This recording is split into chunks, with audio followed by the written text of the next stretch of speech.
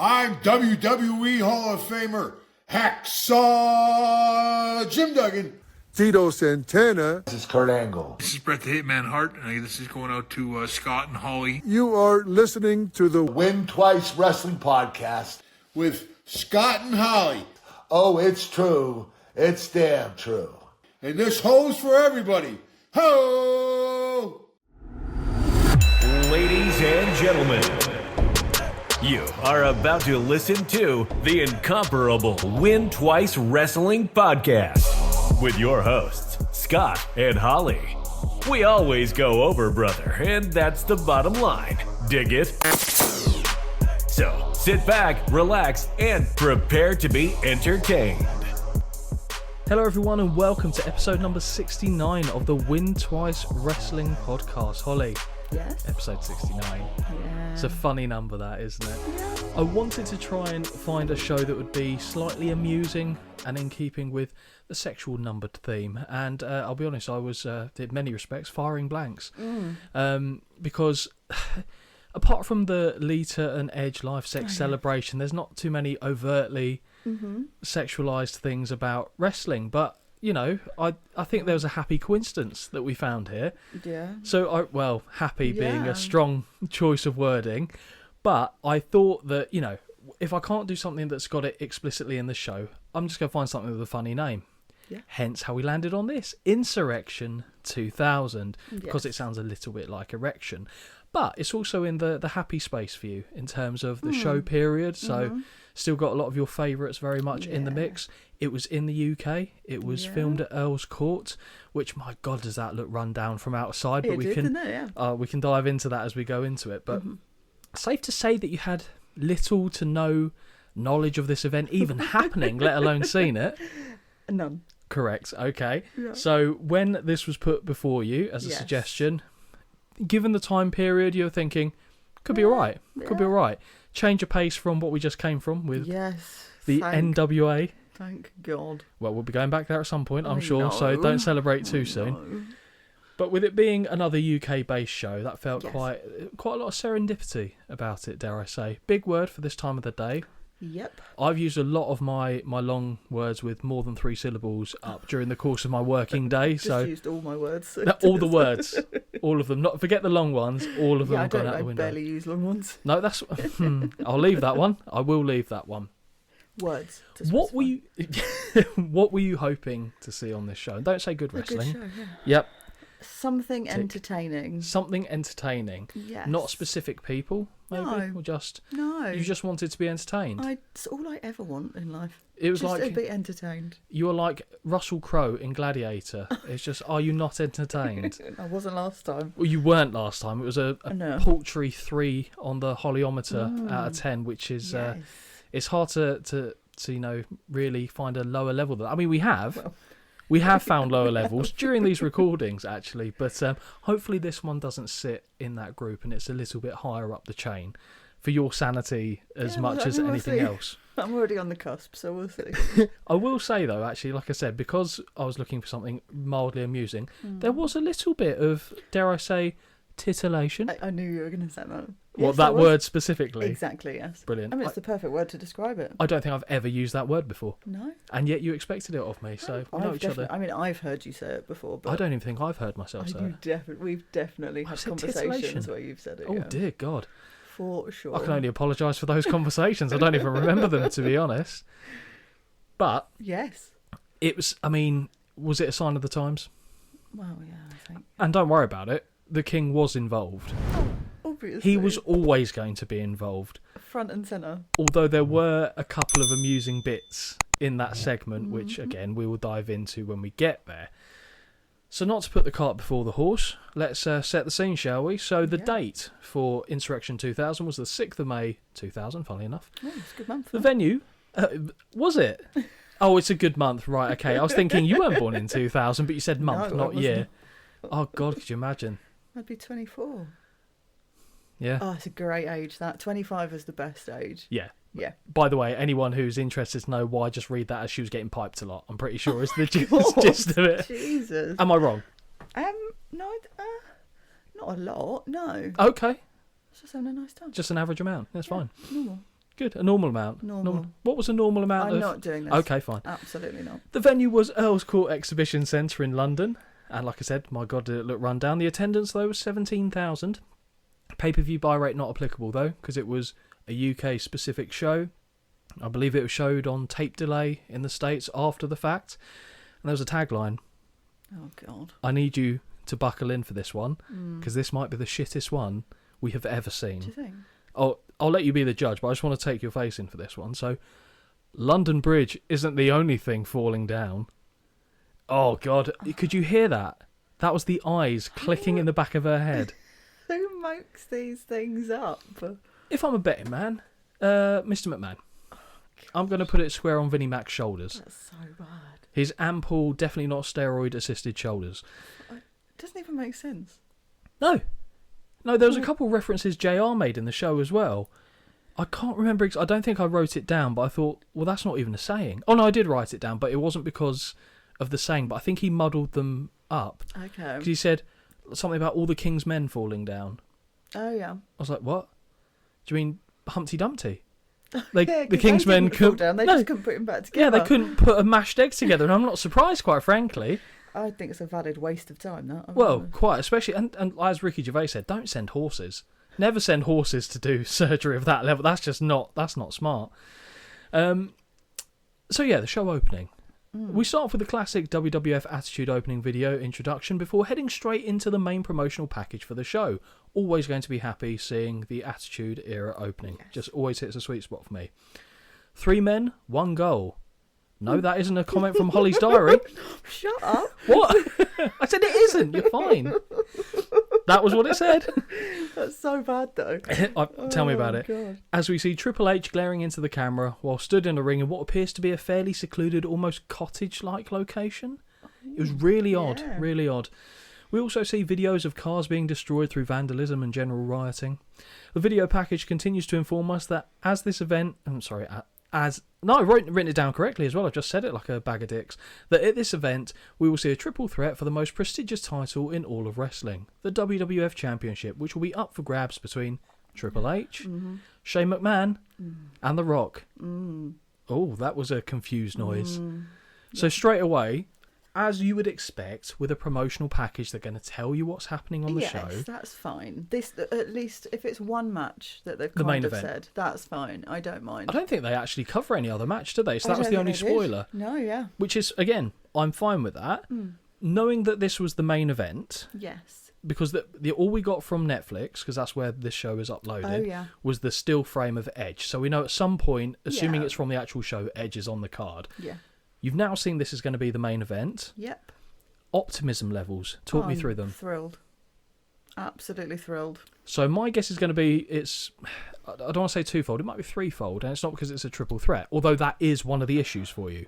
Yeah. More than two men. Off one of them, because one of them don't even need to pick and beat there, but okay. Yeah, but Triple H is he's got to be involved, hasn't he, really? So we've got Triple H, you're happy with that. Rock, you're probably accepting. Shane McMahon, you've got questions. Yeah. Get in the bin. Get in the bin. Get in the bin, especially after I watched it, but we'll get there. Oh, okay. Oh, so silly. So silly.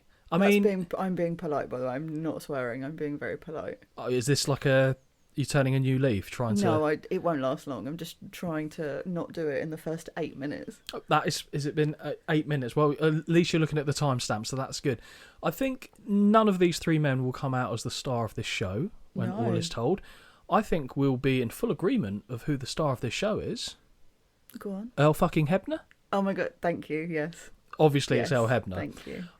Again, it feels a bit like serendipity. The fact that we're always talking about Earl Hebner because he's always pulling blinders in every show, and then suddenly we come to like the climax, pun intended, of Earl Hebner being an absolute Donny. Normally he winds me up, but it's funny. This time, absolute legend. I'm fully in support of everything Earl Hebner. Yeah. I think him and his brother should be allowed to sell bootleg goods out the back of their car at wrestling events and not get fired. That's fine. That is absolutely fine for me. If you're going to put on a performance like this. Yeah, fine. I mean, he is always putting on a performance, to be fair as hell. If he's not tripping over his own dick, he's tripping over someone else's.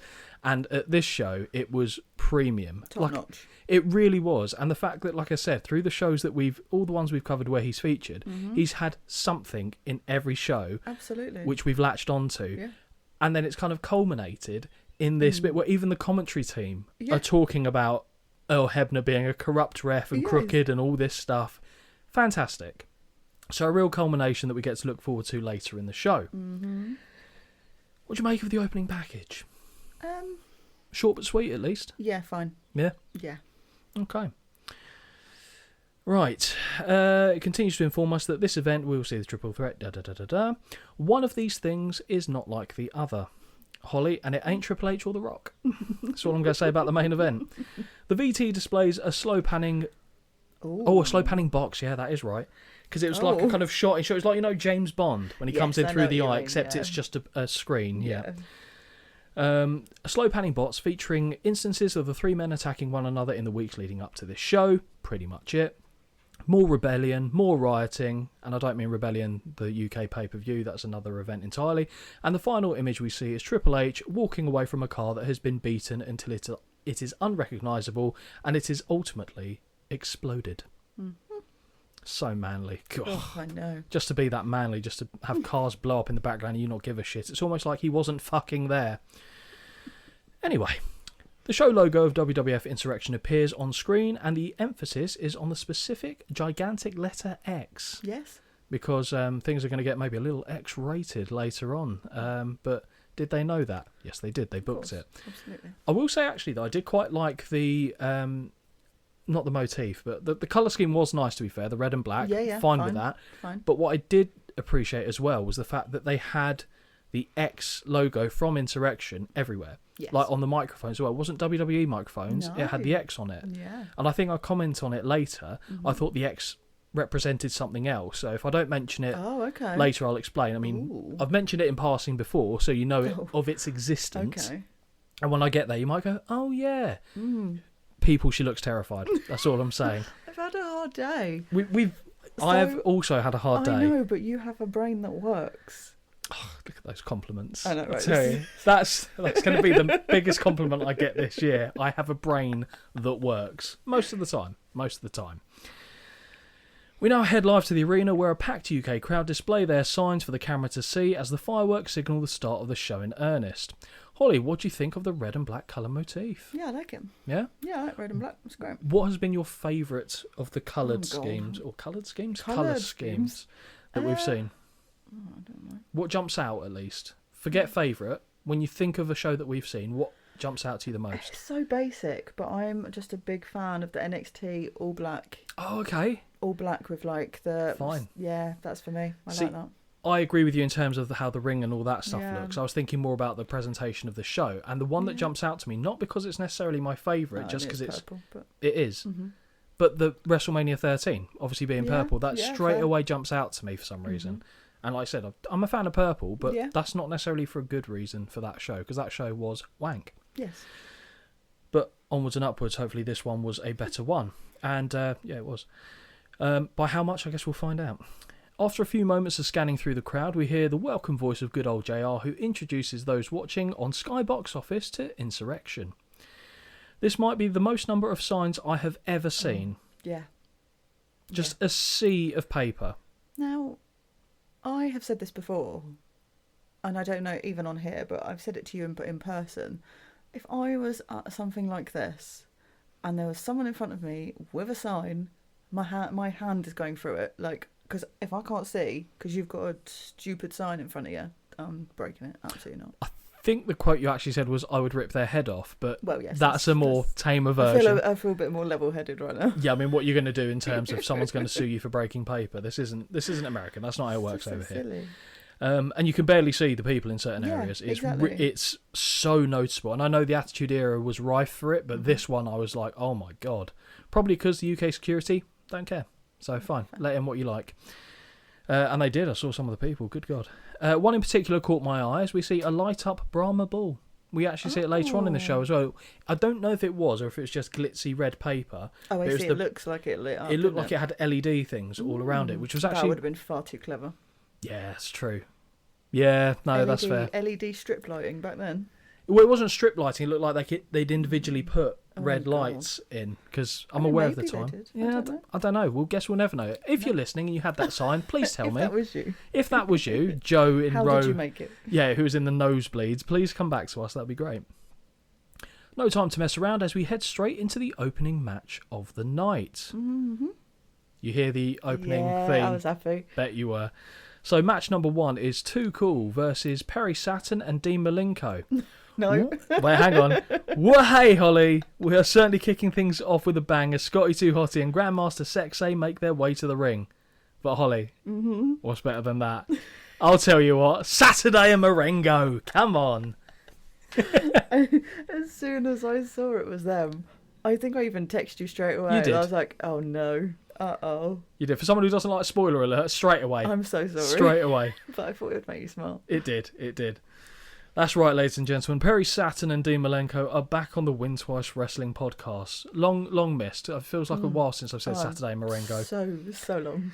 As the Radicals make their way down to the ring, we see footage from last Sunday at Backlash. So bearing in mind this was only a week, well I think it was 6 days after their last pay-per-view. So nothing really to build up in that period. It's effectively like an episode of Raw, minus some of the talking with just more matches put in. Oh, okay. Kind of. Yeah. It's just a story progressor just another rather than... house show, effectively, but they've just plonked it somewhere else and put a fancy name on it. Pretty much. I think that's fair. I mean, don't get me wrong, you probably wouldn't see Shane McMahon featuring a match on a house show, but maybe I'm wrong. I don't want to see him feature in most matches, but never mind. No, so I don't think we will now, because he's still trying to find his kneecaps that went off like bottle caps at WrestleMania a couple years ago. But anyway. The bell sounds and the Radical... No. I've jumped too far ahead. Not quite too far, though. Skipped the aperitif. Big words. It's about food, so that's... Fair enough. Wait, can't wait for you to say vol-au-vent so later on. Oh, I love a vol-au-vent. I haven't had a vol-au-vent in years. A mushroom vol-au-vent for me. I told you the creepy... Not the creepy one, just the not common one that I'd had back at school. You have? Yeah, do you want me to remind you? I can remind you, it's fine. So, at primary school, one of the... Who the fuck eats... Oh, man, I made it 16 minutes. You did. Oh. Go on. Who eats vol-au-vents at primary school? I'll tell you who. This guy. No, so right. Posh. I mean, it is Surrey. But, to be fair, this was prior to... It sounds stupid, but the variety of vegetarian and vegan options and stuff like that. And what they used to do is the school meal at primary school. Yes. It'd be some cut of meat. No, chicken dinosaurs. I went to a very to be fair, low rent. No, I think you're right. It depended on the day, but one of the days it was like a equivalent of a roast. Oh yeah. And for me, growing up, roast, the only one I really cared for was chicken. Yeah. I'm fine now, whatever. But then I was So, and if it was like lamb or pork, so the vegetarian option was they'd put grated cheese and a vol-au-vent, which sounds fucking awful. So basic. It is, but instead of the meat, you get all the trimmings with it, which I had no issue with, and gravy. Now, let me tell you this: when the gravy hits the cheese and melts it, we're talking party time. Actually, it doesn't sound bad. It doesn't sound bad, you know. Holly, it's fucking sensational. I do like gravy, so... Well, great. It's obviously. Like a comfort food. I never understood why poutine is not a thing over here. Mm-hmm. Have you ever been to Canada? No, but I know what you're talking about. Behave yourself. It's like the most British comfort food that Canada has got and we don't. It's mental. Anyway, that's a vol-au-vent story. That's fine. Food. That's fine. Absolutely fine. So we see footage where Malenko retained the light heavyweight title against Scotty. That's fine. The bell sounds and the Radicals immediately charge across the ring to set upon Too Cool with a corner beatdown. Need to ask you. Well, I don't need to ask you. Whose corner you're in? Oh, I wonder. Saturday Marengo? No. I didn't know if the names would carry enough for you to consider them. I tell you what, it made me happy, but Dean Malenko just bothers me. He bothers you? Why? I honestly don't know. I just don't like him. He's got like a kind of... He should be stood at the barbecue, manning the burgers. Facts. All day. Facts. He is like a barbecue dad, if you know what I mean. You've literally taken my description from him from a previous show. Yeah, but it's so true. What does that make Perry Saturn, the uncle that comes around to give like booze to the kids that are underage or I something. don't know. He's there standing beside Dean going, yeah, that was a good flip. Yeah, maybe. Yeah, because you need that. If one person's manning the grill, you compliment the meat turning. He's inside with the broom. Now, when you say he's inside with a broom. Well, didn't he have a thing? Did they make... Oh, it's a mop, wasn't it? Yeah, okay, fine. And right, I thought you meant he had a broom inside him is the way I took that. And I was thinking, hey, whatever gets you through a barbecue. I'm not here to judge. So yeah, although if Perry Saturn's your uncle, holy crap, that's got to be a situation. That's a family meal to remember, I tell you. So Scotty is tossed out of the ring by Dean as the Radicals focus their attention on Grandmaster. Double team whip sees Sexay duck a clothesline, and he delivers a power slam on Saturn, with Scotty having pulled Dean underneath the bottom rope. With the support of the crowd, Sexay begins to strut and removes his top, throwing it high into the air. Tag to Scotty, and Too Cool dance their way to the ropes before tackling Saturn to the canvas. It's so silly because in other situations... It doesn't work. I'd be like, this is so annoying. Mm-hmm. I'm fine with it. Okay. We see him later in the show when Road Dogg hits the ropes and dances. Does that annoy you? Mm-hmm. Why? Because it's not these two. Right, okay. Certain people are allowed. Explain women to me. That's what I'd like to know it's confusing, but... It's a dichotomy is what it is. Thus is life. Thus is life, indeed. Well, that's a philosophical question, isn't it, to ponder on. Anyway, double elbow drop after a brief pose, and now Scotty unloads with a series of right hands. Irish whip is reversed, which is the same as a whip for Holly's reference.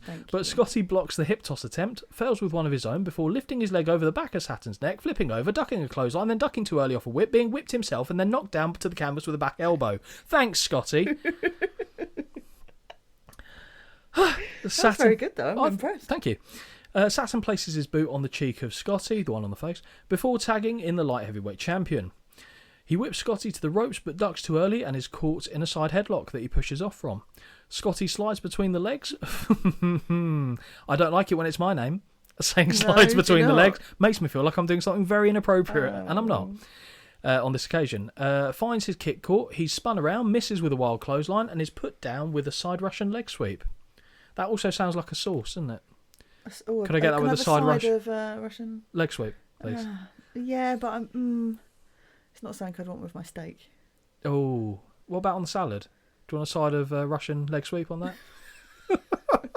I think it's best if I say no. This is going to turn into a food podcast, isn't it? I'm Trez hungry today, so... Well, I mean, the quicker we can get through this, the quicker you can eat. But I'm going to continue now to deliberately segue myself. That's fine. Only punishing myself in the process as well. So, Scotty slides between the legs. Right hand from the champion, who tags back to Saturn, and they drop Scotty with a double team back elbow. Grandmaster tries to interject, but all it does is distract the official as Saturn stamps between Scotty's legs. Low in the breadbasket, I think they'd call it. Yeah. Hook of the leg, and we get a near fall. Saturn teases Scotty by holding his arm towards his corner, but knocks Grandmaster off the apron before the tag can be made. More double teaming, and we get a double shoulder block off a whip. No tag, but Malenko stays in the ring and makes the cover, getting a 2 count. Scotty tries to fire back with shots to the midsection, but Dean thwarts his efforts as he looks to secure a back suplex.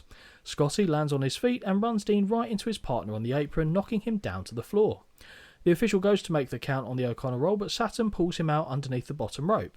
Surely, grounds for a disqualification. Yeah. And JR says as much. That is a disqualification. Yeah. But around this time, they pick and choose when they do it. All we want is consistency. Yeah. All we want. Yeah. The only thing that's consistent is the inconsistency. Mm-hmm. Irony. The official goes... No, we've done that. The match continues, though, and Sexay enters the ring to... I'll tell you what, that's a fun typo, having to change that every time. I know. Sake. Enters the ring to unload right hands on Saturn in the corner before being dragged away by the referee. A bit of dissension in the ranks as Malenko and Saturn shove one another, resulting in Dean nearly getting pinned via schoolboy roll-up. That would have actually been a fine ending for me. Yeah. The crowd are well and truly behind Too Cool, and Scotty looks to secure a sunset flip, with Dean having ducked too early off the whip. Eventually he goes down, but it is not enough for 3. Do you know what? That's a lot of sexy talk unintentionally. Isn't it? Yeah, he goes down, but not enough for 3, apparently. Malenko immediately shoots back to his feet and drops Scotty with a clothesline. Corner whip and clothesline in the buckles, but the second clothesline is ducked, and Scotty elevates the light heavyweight champion onto the top turnbuckle. Right hands by Scotty, who climbs up to the top rope and scores with a lovely superplex, leaving both men down on the canvas. We get a great visual of the fans all clapping with their hands above the air in unison, which actually was it was like "We Will Rock You" type stuff. Very good. Well done, UK. Encouraging Too Cool to take advantage.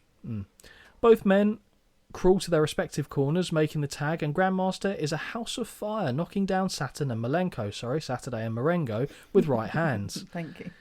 I do apologise. Body slam for Perry, body slam for Dean, hip toss to Perry, hip toss for Dean, clothesline for Perry, clothesline for Dean. Yeah. Now from the second rope, after pausing a moment to dance, Sexay delivers a double clothesline, knocking both men down. Cover on Saturn, but it's not enough as Dean breaks it up. All 4 men are brawling in the ring now, and Grandmaster connects with a super kick on Dean as Scotty connects with a bulldog out of the corner on Saturn. I think it might be time, Holly. Good. W-O-R-M. Ooh, ooh, ooh, ooh, ooh, ooh. Smack on the chest. The Worm connects. Brilliant. And the Radicals both roll to the outside after the impact. Too Cool follow them to the outside, but when they return to the ring, they're met with boots and punches. Sexay blocks himself going face first into the turnbuckles, instead giving that treatment to the light heavyweight champion. Corner whip spot results in Saturn mistakenly clotheslining his own tag team partner before getting whipped directly into him in the corner moments after. Saturn falls down and Malenko tumbles moments later, landing headfirst in his groin. Naughty, naughty. I don't know if you like or hate that spot. I don't mind it here. Because to me this was comedy anyway. Too Cool. Yeah. Fine. From the top rope, the aviator goggles come down and get a clean. He does do the little, got to clean them. Before Grandmaster scores with a hip hop drop on Saturn. Cover, gets the 1, 2, 3. Too Cool are your winners by pinfall. Dean looks pissed off with his team having lost the match, and he enters the ring to be right. What? Ooh. Enters the ring. Right in Saturn's face, pushing him with his boot. When he gets to his feet, Perry explodes. With a shove, and the 2 men begin exchanging right hands on the floor. So they're having a lover's tiff here. We have a little roll around. Very much a roll around. I think this could be the end of the Radicals, Holly. A sea of officials descend on the scene and try to separate the 2 men, which they eventually succeed in doing, but it is only momentarily as they re-engage. At the second time of asking, the 2 men are separated, and we quickly head backstage. What did you think of the opening match? It was fine. Yeah? 2 out of 5. Because there's no way I can score it any higher, because quality-wise, it's not there. Okay. It's just an easy watch. Yeah. Like it is comedy value. Like, yeah. I'm not watching a Too Cool match and thinking, oh my god, this is amazing. Like, it always just makes me smile. Fair. And that's sometimes all it's needed to do. Yep. I also scored it 2 stars. Oh, okay. Yeah, in-ring content was below average, but I didn't hate it. So I think for what it served, and the crowd loved Too Cool. Exactly. So it was absolutely fine in Perfect my book. Start. Holly, do you know what? Nothing makes me harder than a 94-year-old Mae Young in a bedazzled swimming costume displaying her Popeye the Sailor Man tattoos on her fucking forearm. Thoughts? Yeah. Challenging wank. 1, I did not accept. I'd like that to be clear. We see backstage that Mae is in discussion with the cat in the changing room area, and the cat says that she has been training really hard and begins flexing, which of course Mae copies. Mae says that they can do this together, and honest to God, Holly, the image that came to my mind was horrendously graphic. Oh, okay. The 2 women hug before we head to another VT. 3 ghostly girls in white dresses are playing patty cakes in front of a burning furnace that is fully ablaze. The message on the screen now reads, Judgment Day is coming. Fuck me, that's some foreshadowing, isn't it? Dominic Mysterio? Finn Balor? No, it's Judgment Day, the pay-per-view. I was being thick. We now head back to the arena where the theme music of one Vincent Kennedy McMahon begins to play, and the chairman of the company appears at the top of the ramp with microphone in hand. Holly, is it beer run time? Oh, I tell you what, if I was there, it would have been. Should have said no chance. No. Because that's what you've got. No, I don't care. I would have left. Okay. I had to pause for a second as I thought the microphone he was holding was an XFL one. Ooh. Because it just had a big X on it. And I thought, wasn't that also red in the branding? I don't remember. So I thought, was this maybe the time that the XFL... And I think it was kind of around this time, to be fair. So I was like, okay, maybe he's doing that. And then it only dawned on me then that literally the logo behind him is the same X. And that's when I went, oh, do you know what? I quite like that, though, still. Here we go. After signing to the fans to be quiet, so just little, which is always goes down really well, I find. Vince says that he assumes most of the Brits believe that he has been quite disappointed as of late. You leave Linda out of this, okay? Right. Disappointed in the fact that they have a new WWF champion in The Rock? Well, he is. Have there been a fair one-on-one encounter between him and Triple H as he stands before us today, breathing in the foul air of London, might I add, as opposed to that clean New York smog, you prick? The Game would still be the champion today. And if it was up to the Game, he would be the champion today, right? As the cameras pan the fans whilst they boo, we can see Holly in the crowd holding a sign that reads, X-Pac, suck it. Holly, you never told me you were at this show. Oh, dear. He wasn't even on the card. No. And he was getting bullets. And I was Poor like, guy. who was holding that? Was that Poor female, guy. blonde? If it was blonde female, then we're laughing. Yeah. But I didn't check, I to be can honest. confirm, no. It was not you. I'm not the kind of person that would ever go somewhere like that with a slightest sign. That's No, fair enough. Absolutely not. However, was this the type of show that you got handed over the back fence? Because I feel like this is in the sweet spot. Maybe. It would have been available. It wasn't pay-per-view. Yeah, maybe. Yeah? So for all you know, you've already seen this. Yeah, but you were never going to remember it. No. No. I wouldn't have a clue. No, of course you wouldn't. It's like, you know that film 50 First Dates? Forgetful Where it's Lucy. like every day is just a new day. Forgetful Lucy who's got a nice caboosey. Okay. Had it not been for Vince's meddlesome wife Linda, who reinstated that ingrate referee Earl Hebner, your boy. Now those be fighting words, Vince. Forget Linda. Don't you dare speak bad about our boy Hebs. Nope. Had it not been for Stone Cold Steve Austin, he would not have to bear the indignity of The Rock being champion tonight. Every genius has a plan. Though whether that be General Montgomery, or Napoleon, or for that matter, Vince McMahon. Arsehole. According to Vince, The Rock is hoping that he holds onto his title because if he loses it here in jolly old England, not many people will see it. Therefore, it would be inconsequential as nothing newsworthy ever comes out of Little England. That statement confused me. So he doesn't want to lose it just because nobody would see it. Surely he just doesn't want to lose it? This whole thing I switched off from mentally. It made me think that, they want to eat up a bit of time. Yes. But it's kind of like they've just gone, we'll just go out and talk for like 5 minutes. Just say anything. He's telling that to himself. Yeah. Yeah, 100%. Okay. So nothing newsworthy comes out of Little England. Vince promises, though, that the world will know after tonight there is a new World Wrestling Federation champion. Tonight, there is no Linda. There is no Earl Hebner. Boo. Or is there? Mm-hmm. And there is no Stone Cold Steve Austin. Aww. There it is. Vince cements the point that tonight we'll see a new champion here in Earl's Court. Now you tell me, Holly, how can it be Earl's Court if fucking Earl is not there? Oh, very good. Vince's decree is that tonight a member of the McMahon family will leave with the championship gold. Oh, an air of mystery. Ooh. Just a little bit of suspense there. Which one? Well, not Shane. JR questions why he didn't align himself with either his son or his son-in-law specifically, but King says that is because he is like a politician. Fair comment. Yeah, fine. I will say, I think King has a couple of absolutely incredible lines in this show, and you better believe I've written them down. And I feel like one might be in this upcoming match. Oh. Match number 2. Oh, Holly was excited. Oh. Tell you that for free. Because I heard the music. Yeah. Well, I hear the entrance music for match number 2 and immediately write down that the big boss man is making his way to the ring. And I go, fucking hell, he's in shape. Yeah. I went, Bull Buchanan. Yeah. We've got Bull Buchanan versus Kane with Paul Bearer. Mm-hmm. Holly, before we get into the meat and potatoes of this, 1, were you happy? 2, big men. Secondly, we'll ignore Paul Bearer's presence for that. Thank you. Secondly, He's a big man, but not my kind of big. Fair. Whose corner were you in? So, I think we watched. I can't remember what we watched before. Shock. Where I saw Bull, and I was like, "Who is this guy?" Yep. And I was like, "Oh, he's all right." Yeah. And then I saw him here. WrestleMania, we saw him on. Oh, thank you.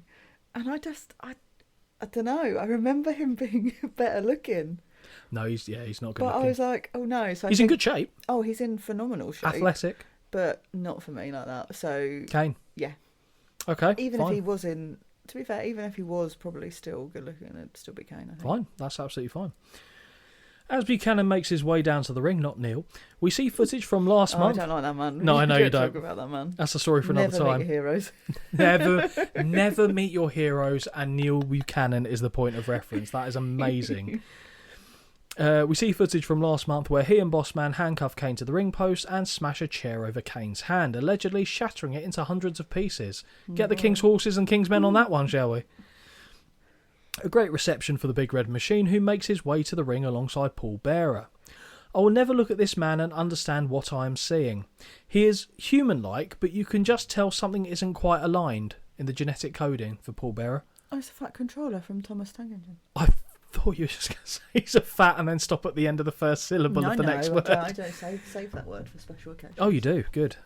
Well, special occasion as any is a podcast recording, but it doesn't look right. It's like I imagine there to be no bones within the body. Everything just moulds into one. Yeah, it does. Mm-hmm. There's it goes face. Mm-hmm. I can only imagine face. Do you know what a penis, weeble is? A weeble wobble. Yeah, weebles wobble, but they don't fall down. Yeah, exactly. That is him. Yeah, with 2 feet. Isn't that also from Noddy? Wasn't he PC was Plod? Like that, it was he was a weeble, wasn't he? Anyway, there's a few references for you. Glad he can't hear this being dead and all. A great reception. Yep. JR reads the tale of the tape for both Kane and Bull, emphasising their height before King interjects and says, let's not forget about Kane's father, Paul Bearer, who is 6 feet wide, with a face like a well-kept grave. It's brilliant. Yeah. It really is brilliant. With a face like a well-kept grave. That's so bad. Poor guy. That was line 1. That was up there. JR agrees. He will never make page 3 of any of the newspapers in the UK. Love the fact that JR knows that that's a thing and it wasn't King that referenced it. No, he mentions it a couple of times. He does. For those of you who don't know, page 3 was often the page in a newspaper publication that depicted a topless woman, as well as their political beliefs, like everyone read that. Of course. I don't actually know how that started. Don't get me wrong, lowbrow newspapers. Oh, but it's effectively out there, just on shelves for people to just go, bit tit. Yeah. Very strange thing that kind of kicked off. Interestingly, one of the publications, so the most notorious one for it, other publications are available, is The Sun. Yeah. That's the page 3 girl, classic Sun thing. One of the 2 papers that my grandparents used to buy on the daily was the Daily Mail and... Yep, The Sun. Oh. So when I used to come round here prior to going to school, I used to pick up the papers from my grandparents. Cheeky look. Of course. But also, I remember walking into the lounge. My grandpa was often reading the paper in there. And to be fair to him, he was committed. He had that page open, naked woman on left-hand page, head tilted down to the right page, but I couldn't see where the eyes were because of where I was standing. Yeah. But he had his head tilted so that if anyone accused him, and to be fair, I believe he probably wasn't looking, he could say, no, this article down here. What word were you on? I don't know. Like, I think What's that's it about? what's their story would have fallen. Something about nipples. I don't know. So, but yes, that's a memory that will forever stick with me for some unknown reason. But thought I'd kind of elaborate for those that might not be familiar with UK newspaper publications. Although I don't think they do it now. I could be wrong. I'll be honest. I don't read the newspapers. Surely don't need it anymore with the internet. It's a dying industry, but a lot of the older people, that'll be interesting. When, the golden generation have all, punched their ticket out of here, right. Will newspapers then still stay around? I think so. Yeah? Yeah. If it hasn't been killed off yet, it won't. Yeah, I think so. I don't know. I feel like they're running on fumes. I don't care. I don't, because I don't get them, but I would feel sad if I also didn't see them. I feel like part of my childhood's gone, even though, again, I wasn't reading, unless it was the Leatherhead Advertiser, of course, because that's where my football team would be I see. Would be appearing in there. How highbrow. No. It's because that's when we played football the weekend. We'd get the reports, and then my name might be in there saying I did something. So right. I even have a picture where my name got referenced in a newspaper article that Mum got framed for me. So anyway, it's fine. Happier times. Publication. Yep, with Kane standing in the middle of the ring, and before he can set his pyro off, Buchanan attacks him from behind. Kane quickly responds with a series of uppercuts as the bell sounds, and we are officially underway. Whip and clothesline drops Bull to the canvas, and he returns to his feet, only to get then knocked right back down with another right uppercut. What? You can enroll to the outside? Ooh. Buchanan. You can. There you go. You can. And roll. Fucking unbelievable. Buchanan rolls to the outside, but Kane is quickly in pursuit and meets him in the R-way to land another series of uppercuts to the chin. Back in the ring, and we hear our first air horn, which is a constant reminder that we're in the UK for this show. More strikes from the Big Red Machine, and he sends Buchanan up and over on a back body drop, but the big man just about lands on his feet and scores with a DDT. Mm-hmm. Kane quickly sits back up, however, and sends Buchanan face first into the top turnbuckle. All I'm seeing is arse tack in my head. Corner whip sees Buchanan jump to the top and connects with a 180 double axe handle to the face, which I assume was you all going, oh yeah, he could do that. Yeah, I had forgotten. I had. Shockingly, I know. Never. Ball hits the ropes and connects with a scissor kick to the back of the neck. Booker T wants his gimmick back, but decides not to go for the cover. Leg drop scores, and now he does go for the pin, but he barely gets a count of 2. In the corner, Buchanan unloads with a series of punches to the midsection and face, but the latter appears to be having no effect on the masked man, who grabs Buchanan by the neck and tosses him into the corner to unload some punishment. Big boot off a whip, and Ball is down. Chinbreaker scores from Buchanan, and from the second rope he looks to land another axe handle, only to be caught by the throat. One arm chokeslam connects, and we get a hook of the leg for the 1, 2, 3. Glorified squash match here. Kane is your winner by pinfall. As Paul Bearer enters the ring dusting his hands together, we hear King say, "There is the old salad dodger." And I think JR is concerned he called him a salad tosser, if I'm honest, because he goes, "A salad what?" Like, it just didn't sound convinced by it. Because I was being honest, I was like, what did he call him? Yeah, salad dodger. Okay. Yep, fair enough. Again, line number 2 for me for that one, Yeah. King. Really good. JR says that Bearer has actually lost a lot of weight. This is where King comes in with line number 3. King says if he turns around, he'll find it. Lawler is doing very well this evening, if you ask me, but only good. specifically at Paul's expense. Yes. Oh dear. Okay, now Kane does get his pyro corner go off, much to the delight of the fans, before exiting the ring backwards over the top rope and heading back to the locker room. Holly, what did you think of the match? Oh. Just a bit pointless, really. Well, yes. 1. Okay. Juan. I gave it 1.75. Oh. So, it was short. Did I get bored in it? No. Okay. Did I think it deserved a 2? No. I didn't get bored. I didn't have time to get bored. No, there's always time for me to get bored.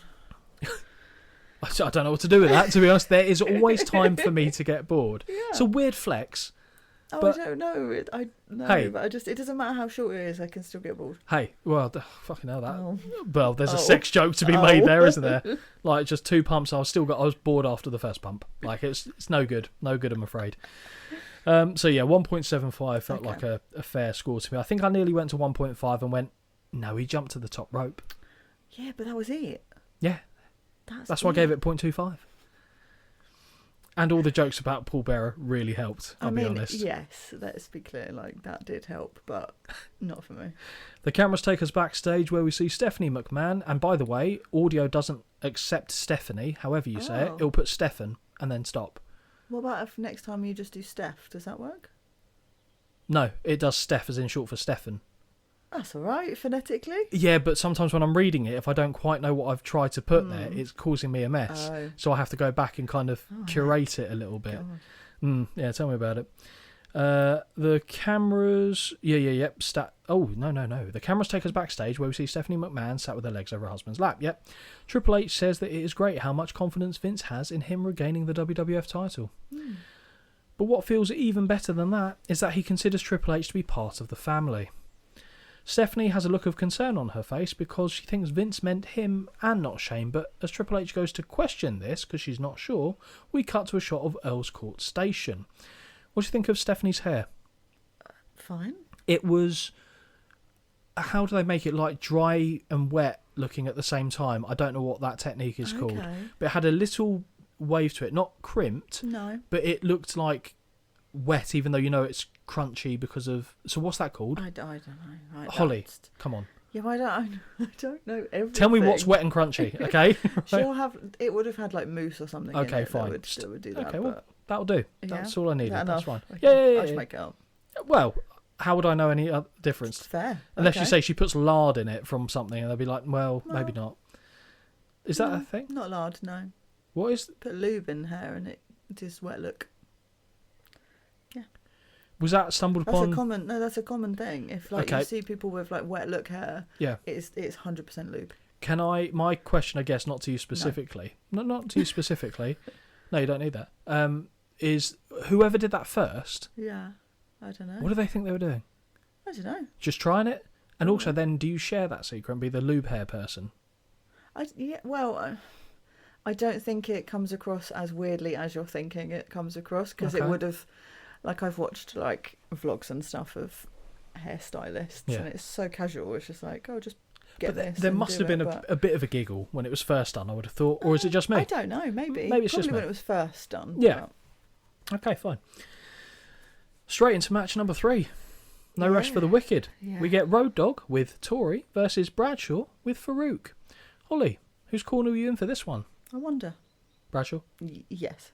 What is it about Road Dogg? Is he falling into X-Pac territory for you? I don't know, because sometimes I actually like him and think he's great, and I sometimes don't know how I think that, but then other times I'm just like, nah, I'm over it. Yep. Mainly when he dances, I find. Yeah, I don't know. I like the thing he does on the mic when he comes out, which is probably Do the you? worst thing he does. Oh I don't- my Yeah, god. so I don't really get it. Right, But okay. At least I'm owning up to the fact that I know it's stupid and I don't get it. Okay, so we're in Bradshaw's corner here. Yes. Imagine if it had been JBL. Oh my god, what would it be? I'd been on Farouk's side. God. And he gets ejected pretty quickly. Yeah. Or I'd have been on Tori's side. No? Okay, we'll get into Tori in a little bit, so to speak. Okay. Straight into match number 3, as we see Road Dogg make his way to the ring accompanied by Tori. JR claims that there is a woman who deserves to be on page 3, and King agrees, saying also pages 4 and 5. Comment number 4, which was good. I can't imagine Holly is too pleased seeing Road Dogg without hearing, oh, you didn't know? Yes. Because he doesn't come out to that. Exactly. I thought that would be the no-no. I Yeah, really It did. was upsetting.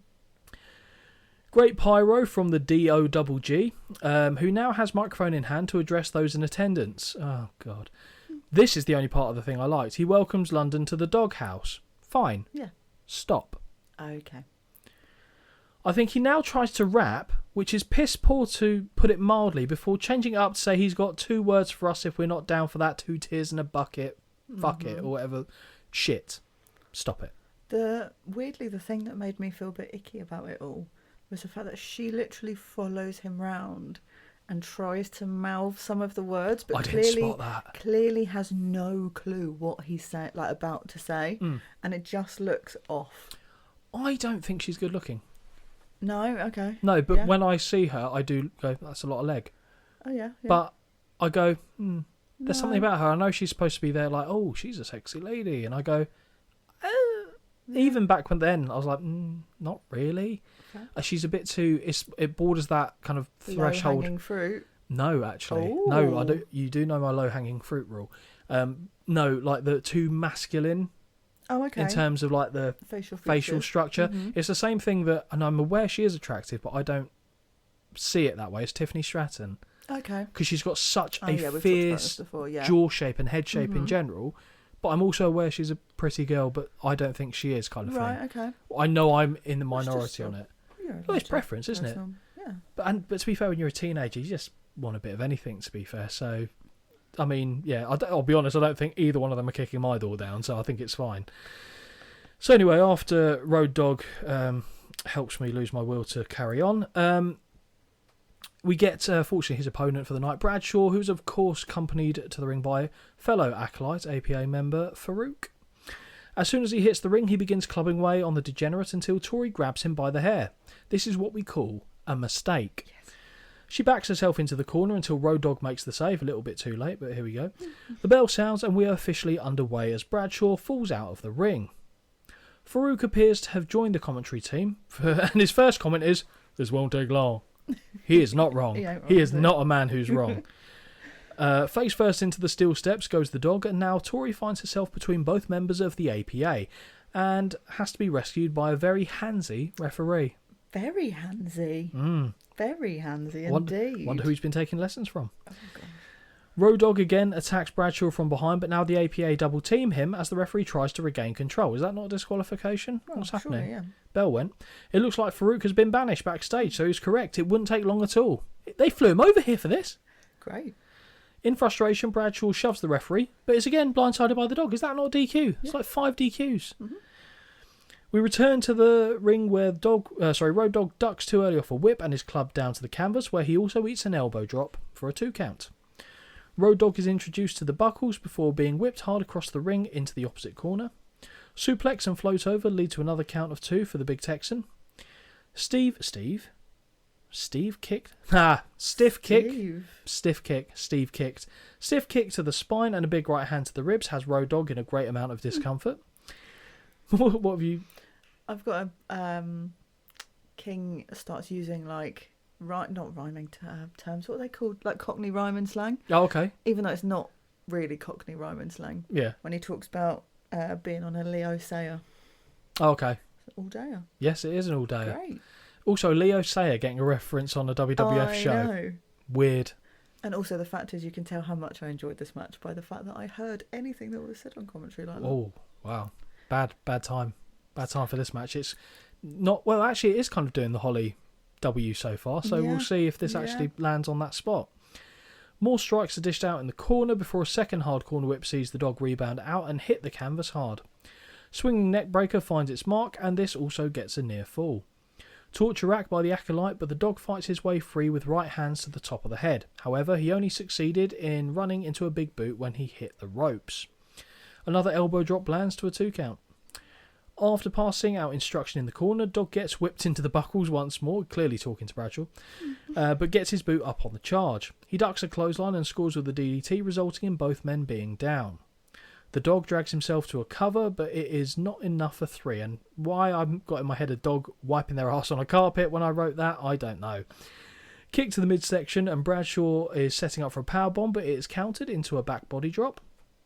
Dropkick scores and Bradshaw tumbles out of the ring between the top and middle ropes. However, by the time the Dog has turned around, Bradshaw has re-entered the ring and connects with a spear. It was a tackle, but it's kind of a spear, isn't it? Yeah. Road Dogg ducks a clothesline off a whip and begins peppering away with jabs. After a little shuffle, he connects with a big right hand, and Holly couldn't be drier. But the big man does not go down.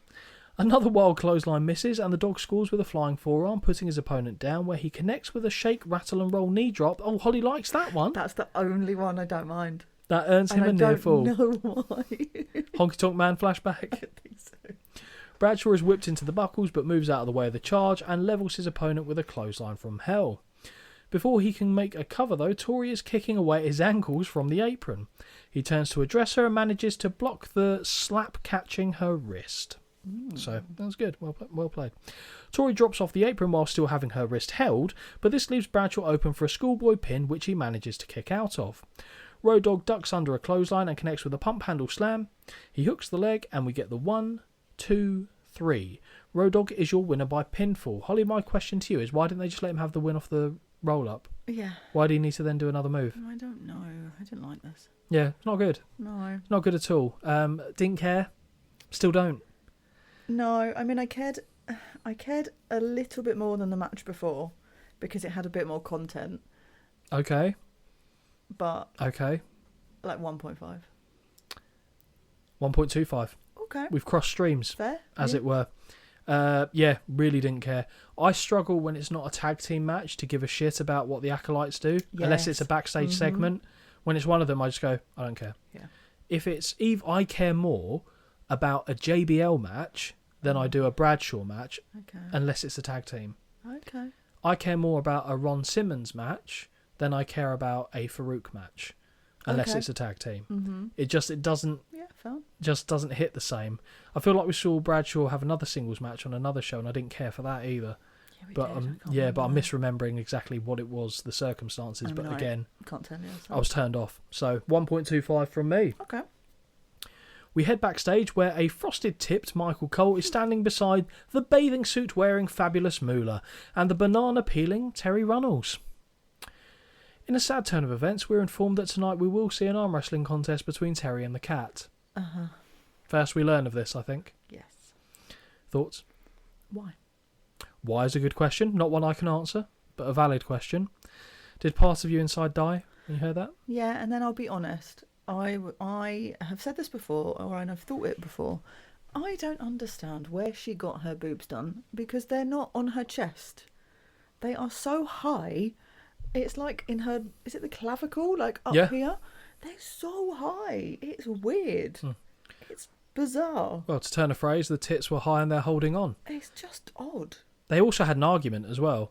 Oh, yeah, I mean... But they're rarely in the same room together. it's baffling to me. And once I looked, I was like, I can't stop looking. I mean, to be fair... They start, like, under her collarbone. It's so weird. I think that's the point, though. You're expected to look, whether you want to out of interest or considering otherwise. What she fucking wears or doesn't wear to the point, then yeah. Yeah, I mean, we will see that later on. Do not worry, do not fret, that is covered. I'm not concerned. As the former is talking, Michael Cole cannot take his eyes off the banana that has been freshly peeled. He must be lacking in some potassium, is all I can think of. Terry informs us that she is taking in the right nutrition to prepare her for the contest as she seductively bites the tip of the banana. Not sexy. Moolah says she has been training Terry, which I wonder if that is code for pimping her out and taking a percentage of her money, but maybe that is just the skeptic in me. I'd forgotten about that. Yep. I assumed it wasn't banana eating. That's all I'm saying. After flexing the she-devil muscles, they head out of shot and assumingly towards the ring. Standing in the ring is a very excited Jerry Lawler, who asks the crowd if they're ready to see puppies and kittens. God. Yay! Woohoo. For those who are wondering, he means tits and more tits. So they wanted to draw the connection there for you guys. One fan in the crowd has a grammatically poor sign spelling puppies with a Y instead of an IE, a true indictment on the educational system here in London. Out of the ring now comes the cat with Mae Young at her side and upsetting the king. What? Oh no. No. This needs to be given justice. So out to the ring now comes the cat with Mae Young at her side and upsettingly the king shouts, "Come to Papa." Holly, break that down for me. No. This is so grim, and you know this. I don't get it. It's weird. It's so odd. Well, if you can't answer that, hopefully you can answer me this. Why is May wearing the king's crown? Yeah, I don't know. Doesn't exactly complete the ensemble. There's so many, not even questions I have from this whole segment, and I don't know any of it. Lawler informs the cat that Casanova is waiting for her in the ring. Ick. Oh, that was a was it? Oh dear. So that's icky. Like custard with skin. It's so gross. Next question for you, Holly. Who wore it better, the cat or Miss Elizabeth? Oh, to be fair, she does look amazing. Yes, but the right answer is Miss Elizabeth, and I'm talking about the Saturday night's main event Halloween I know special. exactly what you're thinking about. Because she was wearing like a female Tarzan type get up, so Jane, I guess, would be the equivalent there. Yes. That makes sense, doesn't it? The king informs us that he wouldn't mind having a few cat hairs on his furniture. Oh, good lord. Didn't hear that, did you? Just cringe. Honestly, it's like watching a cheap porno. And I don't think he meant from her head. Oh, no. Out next is Terry Runnels and the fabulous Moolah. One thing that did amuse me here is the look the cat gave the king when he woohoo about the appearance of Terry. Then it's not the only time he gets a stern eye, like very side much eye. so. Very much so. She does not seem to be a happy kitten.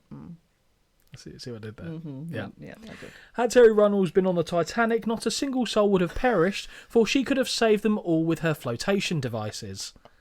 So true. After the two women begin to lock hands, Terry pulls away claiming that the cat has some form of oil on her hands. Definitely not a bit of the king. The king apologises, but he... What? So gross. The king apologises, but he disagrees. There is nothing wrong with her hands. Believe him, her hands are absolutely fine. He apologises again as the cat smacks him on the hand. How she doesn't hit him, I don't know, I'll be honest. Do you know what? If I understand why he did this, and I know why they would have asked him to do this, if it was my missus up there, I go, I think I'll sit this one out, actually. Yeah. There's no win to be had for me here, because if I play the character, she's going to bollock me, and if I don't play the character, you're going to bollock me. It's a lose-lose situation. It's a lose-lose. Yeah. Do you know what? He should have just gone whole hog and just fucking honked Terry's tit or something. Might as well, actually. Because motorboat. exactly. Just, why not? How about it? He'd have got bruised cheeks if he did that there. Fucking hell.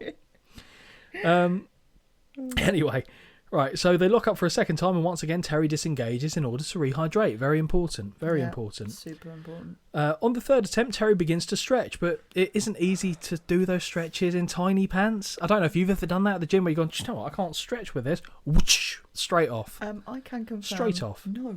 No, you just take pictures of your arse print on the equipment, don't you?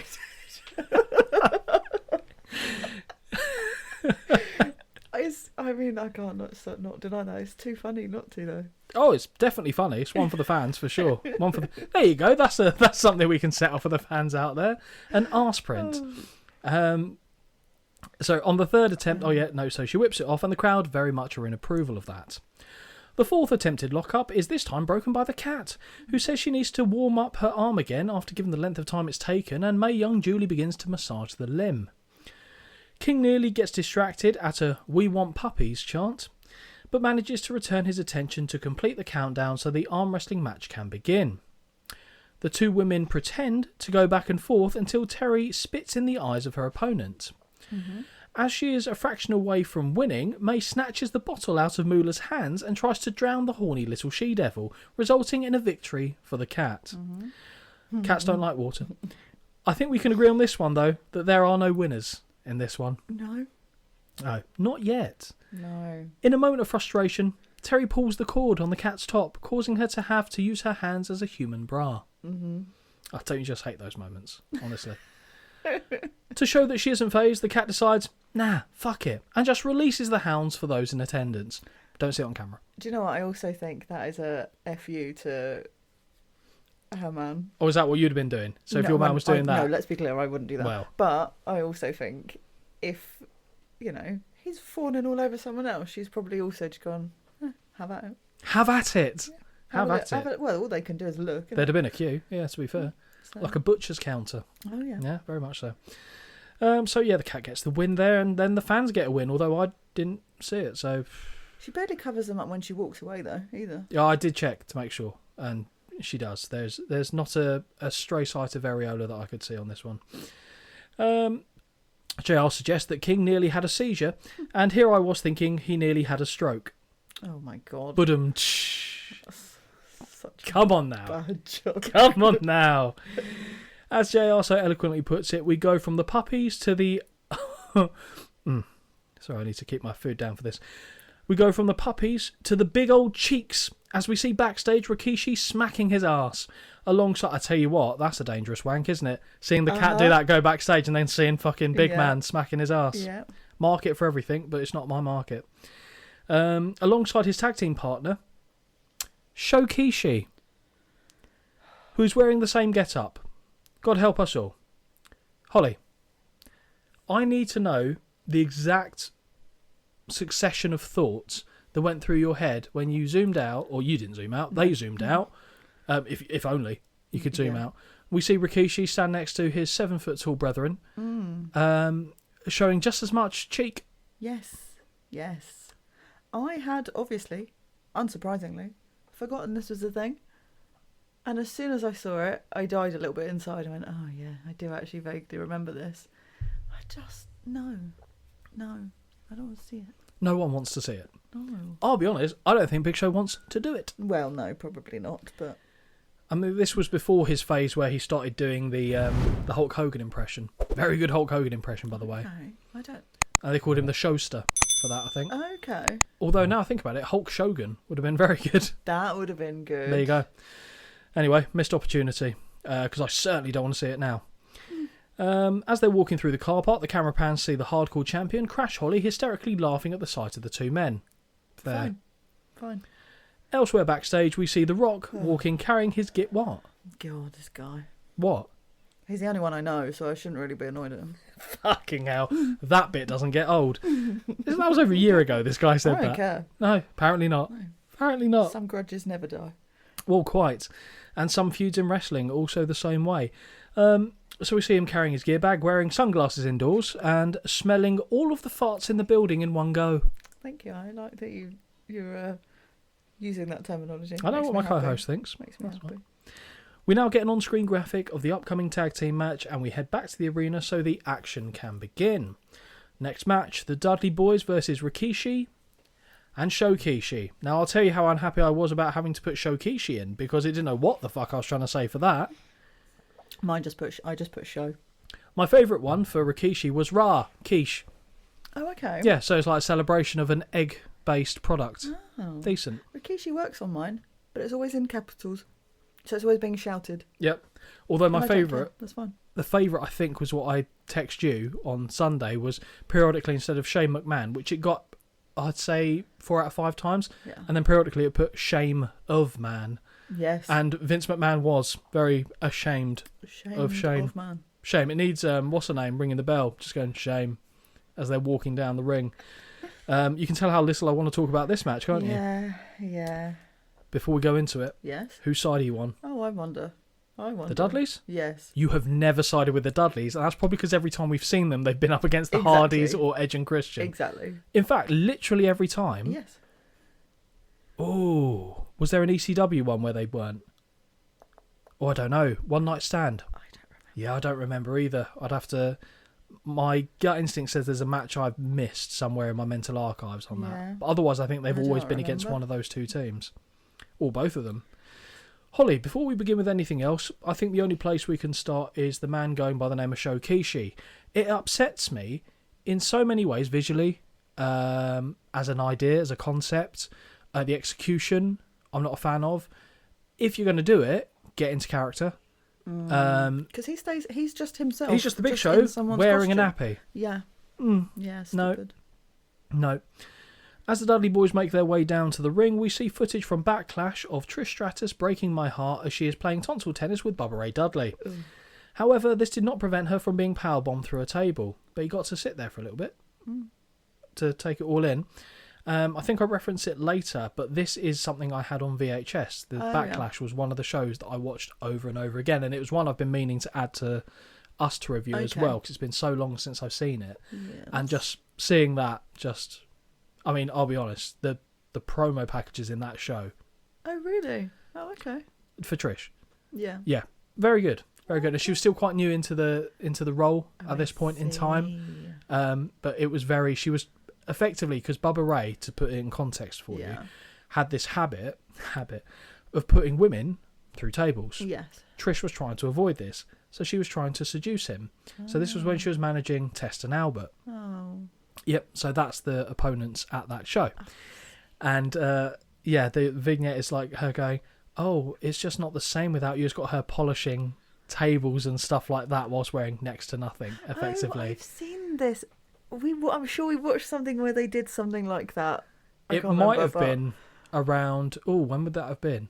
Earlier in the year, maybe around Mania? Yeah, I don't know. She's like really like, in quotation marks, flirting with him, like Yes. hardcore. Like, it's quite funny.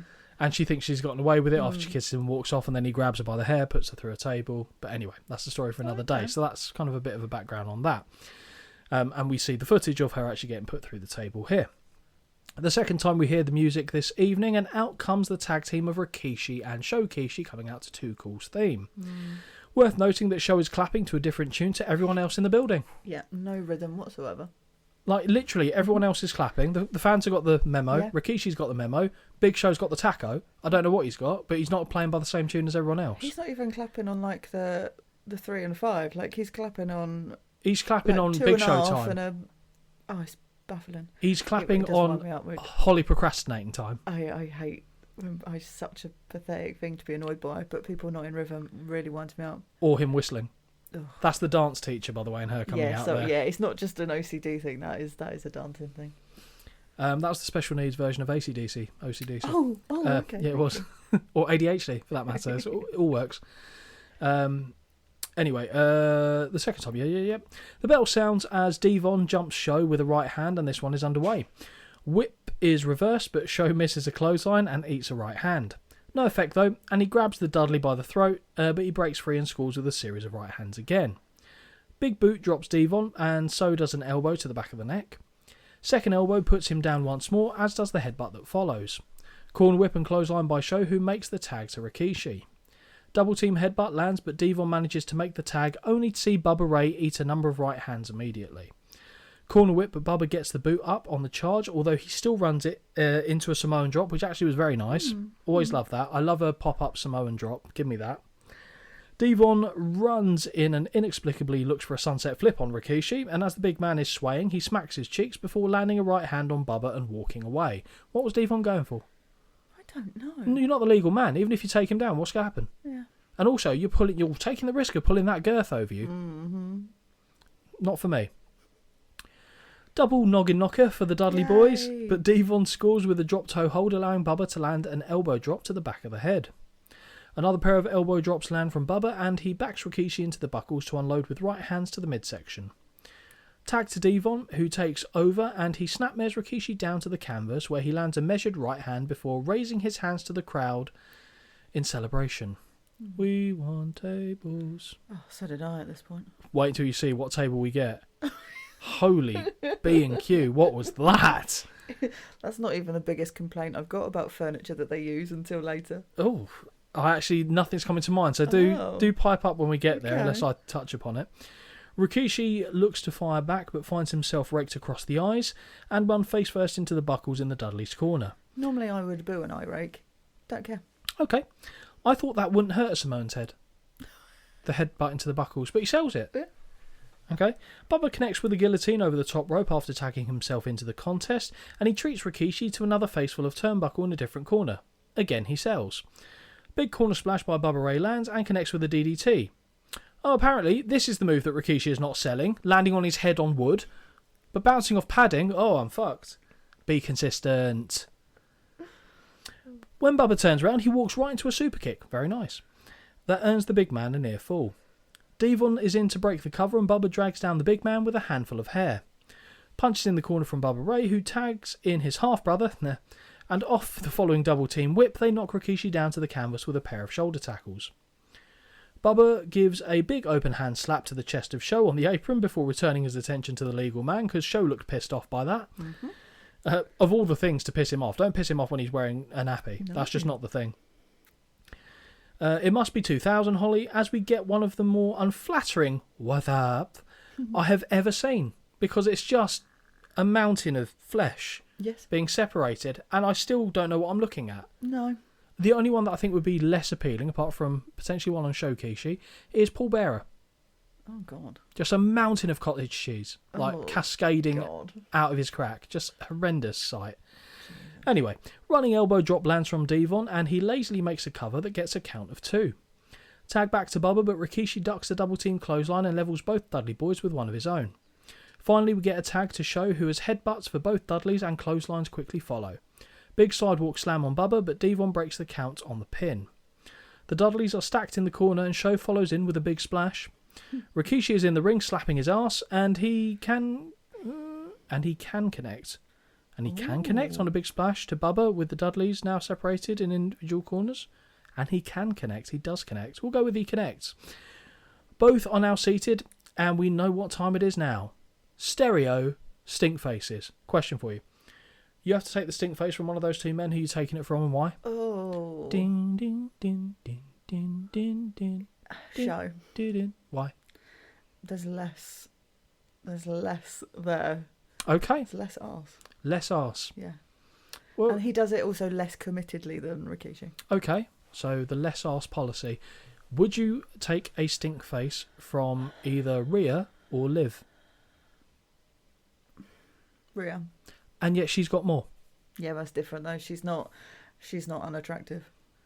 Ah. Not that Liv's. I'm not saying that Liv. No, I'm is talking either, about Paul White. Paul White's a sexy boy. Those men, they're not fit men. He's just a sexy show. Oh no. Sexy Gosh, show. could you imagine that impersonation? The Heartbreak Burger King? I don't know, what would it be? I don't even know what you'd... Show Michaels? I mean, it works. Yeah, it does work. It does work. There you go. Oh, God, the images in my head. The chaps and like the chainmail. Yeah, but with the balding ponytail. Yeah. And he comes out dancing to a different tune. Oh. He's so confused. He comes out to their rockers music, but still dancing like it's the Heartbreak Kid. Yeah, I could see that. Yes. I could see that. So, sorry, not just about me. So whose stinkface am I taking? Yeah. I'll take both. Rhea and Liv? No, I'm talking about Rikishi and Show. Can't discriminate. Give me both. No, fine, okay. No, I think I'll take it from the man who knows how to judge his arse going into a man's face. Because I feel like with Show having less arse, I'm closer to the danger zone. Whereas with Kishi, I'm further away from the problem spot. Yeah, I would. As soon as it comes in, I go, and we're moving this way. So I'm down, cheeks like smacking me in the face. Yeah, cheek to cheek. I'm not going, just in case it goes nose in crack. Yeah, I'm not truffle hunting, is what I'm saying on this one. I am not paid enough to be a truffle hunting pig for Rikishi's backside. So if anyone's wondering, that's where we would put our faces. Who kicks out? There's high in the air. Okay, no, here we go. JR asks, can you imagine what it would be like on a... No. JR asks, could you imagine what it would be like on a gassy night? Ugh. No, I can't, and get some help there, cowboy. Bubba throws Rikishi to the outside and follows as Show whips Devon into the corner. Outside, Bubba Ray is getting out the hardware, and Show chokes Devon with his boot. More choking now by the big man, but his corner whip is reversed, and when he misses a clothesline, he is met by a sailing Bubba Ray, who delivers a clothesline of his own from the second rope. Pinned by Devon, but when Show kicks out, he thrusts the Dudley so high into the air that he lands on the referee, booting him in the head. Unintentional, that, I think. Edge and Christian now appear at ringside to distract Tim White, while Show tosses Devon over the ropes to the outside. As Show is being held in place by the ankle, courtesy of Devon from the outside, Edge enters the ring and spears Bubba Ray. Just spears him. Just one up. When he eventually returns to his feet, Show delivers yet another very impressive chokeslam, continuing the theme of Show chokeslamming big boys and making it look good. Yeah. Hook of the leg, and we get the 1, 2, 3. Show Kishi and Rikishi are your winners by pinfall. I'll tell you what, I bet Big Show was really happy he left WCW to come to the WWF. Yeah. Really happy. Especially with what they make him do next. Oh, God. Oh, God, yeah, I forgot about this, but my notes continue, so it makes sense. And this took a really long time to happen. Fine with it. Like you say, it's fine, because it's not a lot of note-taking. But my God, they draw this out. Out to the ring come Scotty 2 Hotty and Grandmaster Sexay, and they stop the Dudleys from leaving the ring early. Scotty goes to hand a pair of glasses to Bubba, but these are refused. Boo. The Dudleys have their own glasses, and place them on the faces of Scotty and Grandmaster, respectively. Now the Dudleys put on the glasses of Too Cool, and all 6 men dance in the middle of the ring. I want to hate it, but I don't, and I'm not ashamed. A frustrated looking, and actually Big Show managed to just about work out the rhythm for that one. Just about. But I tried not to watch him, to be honest. He's not front and centre. No, we'll save that for Mr. Bubba Ray Dudley. So a frustrated looking Bubba stops Rikishi, taps him on the back, and when he turns round, he's offered the floor by the big man, allowing Bubba to break out some premium white boy dancing, including thrusting against the big man against the ropes. That bit I enjoyed less. Weird. Yeah. So weird. Yeah. You could see Bubba actually loving to do that as well. Yeah. Like, I'm pretty sure that bit wouldn't have been like... No, he's like... This is what he I'm went gonna off do. script. He's like, I'm just going to go out there. hump your leg, basically. Yeah, and Rikishi's like, whoa. Whoa. Yes. Slow your roll. What did you think of the match, and what did you score it? I scored it 1.75. Okay. It was there. There it was. Yeah, I don't know. Just not that bothered by it. I didn't hate it, but I just wasn't bothered by it. And I also Big Show brought nothing to the table apart from that one nice move at the end. Normally, I've got no issue with Rikishi. I don't normally have an issue with the Dudley boys. Didn't care for this match at all. It didn't really work. It was just there. We're like, we've got you guys. We don't have anything specific, so we'll put you in a match and then we'll see what happens. And then we'll throw in Edge and Christian just to keep that rivalry going. And I'm so glad they did. I scored it 1.5, so yeah. Oh, okay. Fair pretty much near enough what you gave it. One of my favourite parts of the show. Okay. We now head to footage of a friend of the show, Kurt Angle, seated in the back of a London taxi. Yeah. Joe informs us that Kurt has been in the UK for the entire week. Kurt is on the lookout to see if England has any of the 3 eyes. The Olympic hero goes around introducing himself to random people in the street, shaking their hands. This man is a gift. Kurt even appears on British TV and points out that he met a lovely young lady by the name of Kelly Brook. Yes. That's my cup of tea right there. Oh, especially at that point. That was her... Now's fine. Oh yeah, she's still very pretty. But yes. And a very young-looking Ben Shepherd. Very young-looking Ben Shepherd. But I'll be honest, that wasn't where my attention was. I figured it'd be on. It was on Kurt Angle. Sorry. Oh yeah. Kelly Brook. Kelly Brook. Yeah. Oh yeah, she was there as well. Yeah, you're right. Yeah, funny that. Yeah, I knew he referenced her, but I don't know. No, I didn't notice that. No. Angle is here for any. I did notice. Angle is here for anyone that needs him, and we all need a hero like this man in our lives. Kurt now takes the stage as legions of his adoring fans sing his praises, including one chap who says that he lives his life using Kurt Angle's 3 eyes. Okay. Angle says the fans seem to love him, which they should, and that they are displaying their 3 eyes tonight. Actual 3 eyes? Yes, 4 of them have their cocks out. Oh. Is that what you meant? What's the 3rd eye then? Just the people they talk to. Oh, okay. Human cocks. Fine.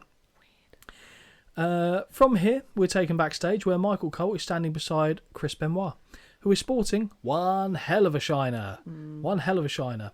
The low-angle camera is an odd choice, and it makes me feel uncomfortable. I don't like it. It makes me think of what he looked like when he went on his killing spree. It's a very unsettling, looming, and you can tell he's not particularly happy about it. But then again, this is his "don't piss me off" phase. What a catchphrase! Yeah, literally, don't piss me off. Oh, okay. You don't remember that, do you? Come on. Fair point. Of course I do. Well, okay, and to warn you later, yeah. The Rock says this thing, if you can smell what The Rock is cooking. Oh, shut up. So, he's the only person I know, so yeah, I know that. And that's the bottom line, because Stone Cold, that one. Yeah, thank you. It's fine. Just to help the memory. Thank you. Just to help. It's like these little tests every now and again, just to see if don't I get me remember. wrong. I'm telling you now, Yeah? you're getting tested later in this event. So Oh, no. I want to see your paper on my desk Oh, no. in the next 10 minutes, okay? No. My dog ate my homework. Yeah, okay. We see footage from SmackDown where Benoit lost the Intercontinental title to Chris Jericho, and based upon the damage on his face, this is where his eye got battered. We all know what they say, a boot to payback, Holly. Mm-hmm. Oh, what's a bitch? He says a boot. Oh, you like... He literally says a boot. Yeah. We know they say a boot payback. Like, okay. Oh. That's literally how he said it. Although in his voice, not mine doing slightly his voice. Who the fuck is that? Oh, go on. Go on. I don't know what this means. Oh, Christ. Okay. So I've tried to put Benoit here. Yes. I'm going to read what it says. Ben Wallace says life is about timing, and Kurt Angle is in the wrong place at the wrong time, and he will truly find out what being pissed off is all about. Ben Wallace. That's my second favourite. Brilliant. After Hercucci. Yes, that is a flying Hercucci. Is great. A flying Hercucci. But Ben Wallace. Ben Wallace. That's brilliant. Well, we'll see if that's done it. I couldn't even work out what I was trying to put there. And then you think about it phonetically. Yep. Yeah, that's brilliant. I like that. Because Benoit it got, for the most part. Yeah. If I said Benoit, it went, yep, bang, got it. Okay. Anyway, it's tripped over my second boot joke, but I think that's funny enough, to be honest. I like that. Kurt Angle's music hits, and he appears upon the stage with microphone in hand to address the audience. He's been in England all week and can't help but notice one thing. Our children are pale, weak, unhealthy, and uneducated. It's true. It's true. Counterpoint? No. Fair. Okay. Fair. He couldn't understand a single word they were saying. What they need to do is learn the universal language, and that is, of course, American. America! Fuck yeah! Let's get all that going. Well, he does in a minute, doesn't he? Yeah, he does. Just like so many times in the past, the good old USA has come to the rescue. Let's not forget about World War II. Holly, can we agree upon that at least? Let's not forget World War II, because I'd forgotten. So that's obviously they came in to help us in revisionist history. Angle reminds us once again of the 3 eyes as he finally enters the ring ready for the next match to begin. Yes. On paper, Scott is an excited boy for this one. Yeah. Kurt Angle versus Chris Benoit. 2 questions. Were you excited? Second question, whose corner were you in? I'm Not always literally. Excited. Yeah. Actually, considering what we've seen so far, Yeah. I was like, oh, okay, maybe this will entertain me. Maybe this will churn the butter. Maybe, yes. We're not using that phrase. No. Whose corner was I in? You in friend of the shows, Kurt Angle's, or the I hate to say it. homicidal, but suicidal, genocidal? And it's why I hate to say it, but I would back Benoit in this one. Kurt Angle. Yeah. I struggle going back. Benoit, but yeah. that's not to say there are certain matches I guarantee you I would be in his corner for, and one of them may or may not be at the next WrestleMania that we cover. Oh, okay. I'll forget that, but yeah. Yeah, of course you will. What happened to WrestleMania 19? Tell me one match. Okay, here's a test. Was test that the number last 1. one we watched? Yep. Name one match from the last WrestleMania. Bonus point, name 2. Stone Cold had his last match He did. against Yep. someone. Oh my god. Who The was irony it? of this is fucking delicious, by the Oh, way. The Rock. The one person you remember and you forgot. That's amazing. That was one match. Bonus point, can you go for 2? Any match. Triple H must have been there He was. against someone else. He what? Yes. Oh god. Yes. This is awful. Someone. Shuck it, duck it, quack, quack. No, that don't help me. Okay, fuck me. Why does that not help me? That should help me. No. Can I you dig can't. that? Oh, Booker T. I didn't want to do the thing again. No. But There we go. 2. no. It's 1.5. You get 1. 1.5. Okay. Undertaker. Undertaker against Oh, it was the three people show. Yeah. And the guy that's got all the hair. Yep. Albert. Yes. Who was called? A-Train. Correct. See. Shawn Michaels. Came back. He did. And he This is great for us, by the way. had a match with. Oh my god, this is exhausting. Come on, baby. I don't know who that is. Y2J. Y2J. Yep. Oh god. Okay. Oh no, I can't. This is Kurt Angle's on that show good for him. against In the main event. Oh crap! Someone. Oh, that is that one where Lesnar landed on his head. Indeed. And the final one I'm going to quiz you on. Jesus, that's a lot. Hulk Hogan. And. Yep. This is. You'll get there. Oh my god, he had a match No with chance. Vince. That's what you Yes. get. Yep. Oh my gosh. That was only about 3 weeks back. That was stressful. Yeah, I thought so. So stressful. Do you know what the funny part is? They weren't even the questions I was planning on asking you. Oh, it's just That's what I might baffling. have to do. Just do a periodic memory check. Say 2 weeks ago we did this show. Do this. We're going to progress next weekend. You can ask me on Monday what happened on Sunday, and I still won't remember. So that's how is this lining up? So it will be when this show goes live. So it's this week. So yeah, you're fine saying this week. Yeah. Yeah. I won't remember one day through to the next. You're like, oh, I thought you got eliminated. Honestly, I worry about myself sometimes. So you're in the corner of Benoit. I'm Yeah. in the corner of friend of the show, Kurt Angle. Yeah. With his opponent already standing in the ring, a laser-focused Chris Benoit makes his way down the aisle. No blinking, no traces of emotion. He's mad. I'm back in that dark place again. Hang on a second. Oh no. It's not Ben Wallace this time. Benoit.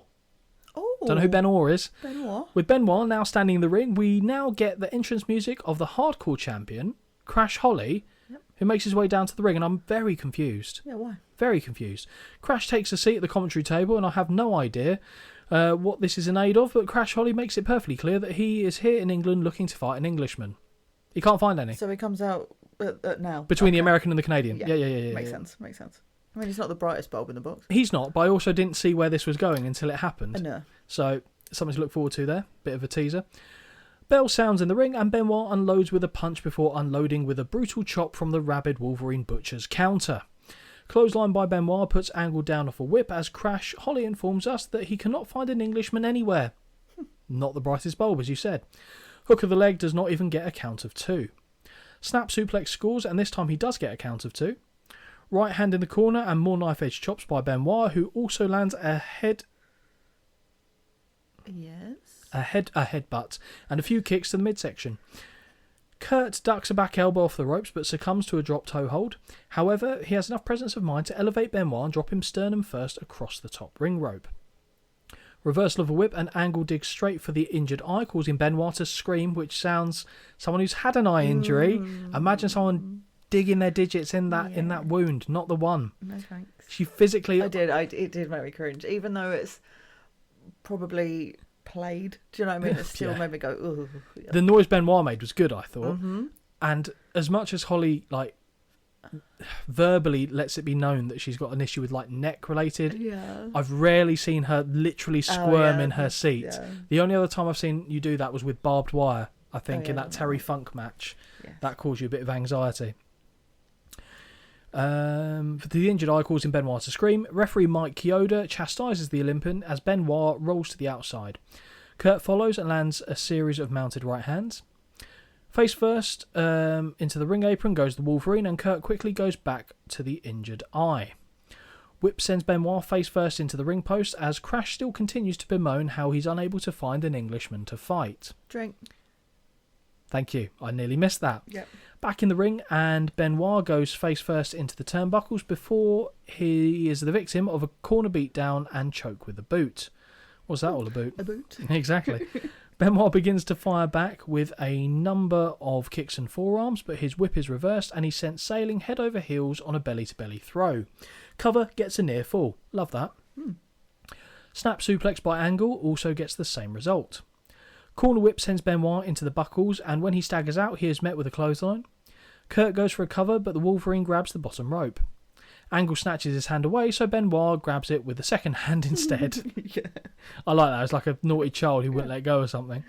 A couple of right hands against the buckles, and sternum first goes Benoit into the opposite corner. Kurt follows by ramming Chris's face into the turnbuckles moments later. Now is the Olympian's turn to go sternum first into the buckles off a whip, and finds himself sent on the ride for a trifecta of German suplexes. As Benoit bridges on the third, King tells JR not to mention the Germans in the United Kingdom. Why? Okay. As opposed to the Americans who were on their side? What are you talking about? So confused. Fool. Very close to a count of 3 on that pin.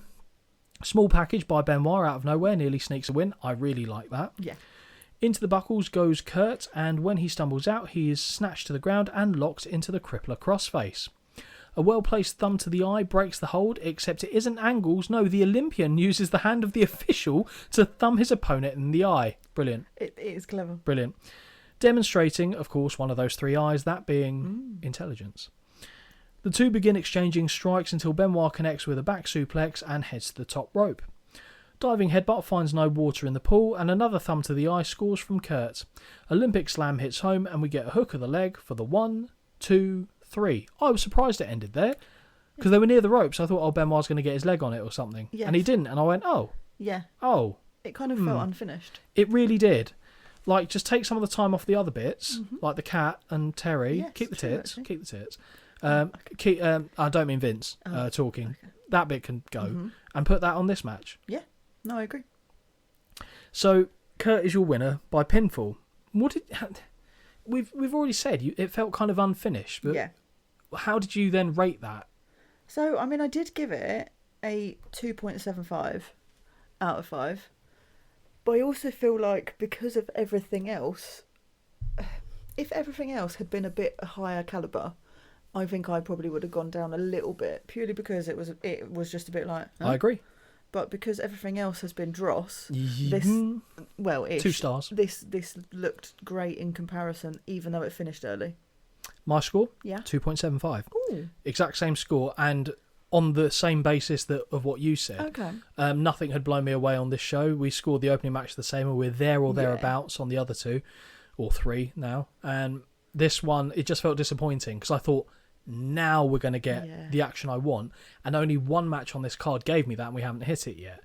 I saw this and went, just especially we've seen what these two can do. Yes, we've seen what they can do. We've given them like 4.5 or something on a match. They had nearly a 5. True. This wasn't it. No. It just felt wrong. It felt wrong. Yeah. So 2.75, still the highest score of the night by some distance as well. Yes. But now we head backstage. Yes. The cameras now take us backstage, where we see Michael Cole standing beside Shane McMahon, who is getting prepared for his main event match. Michael asks Shane, when Vince was talking earlier about a McMahon family member leaving with the WWF title, was he referring to Triple H or his own son? Shane looks confused by the question and says the key is the use of the word McMahon and what his father said. Shane is the only actual McMahon in the match.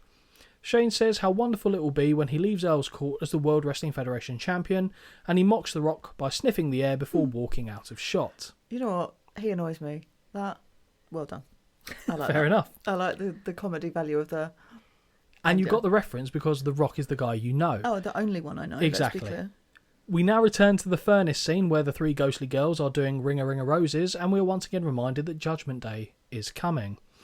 Back in the arena, and suddenly the British Bulldogs music hits, and no, Holly, this is not the traditional Bulldog music, and we see Davey Boy come running down the aisleway wearing fucking jeans like a bitch, with a referee in tow making a beeline straight for Crash Holly. Yeah.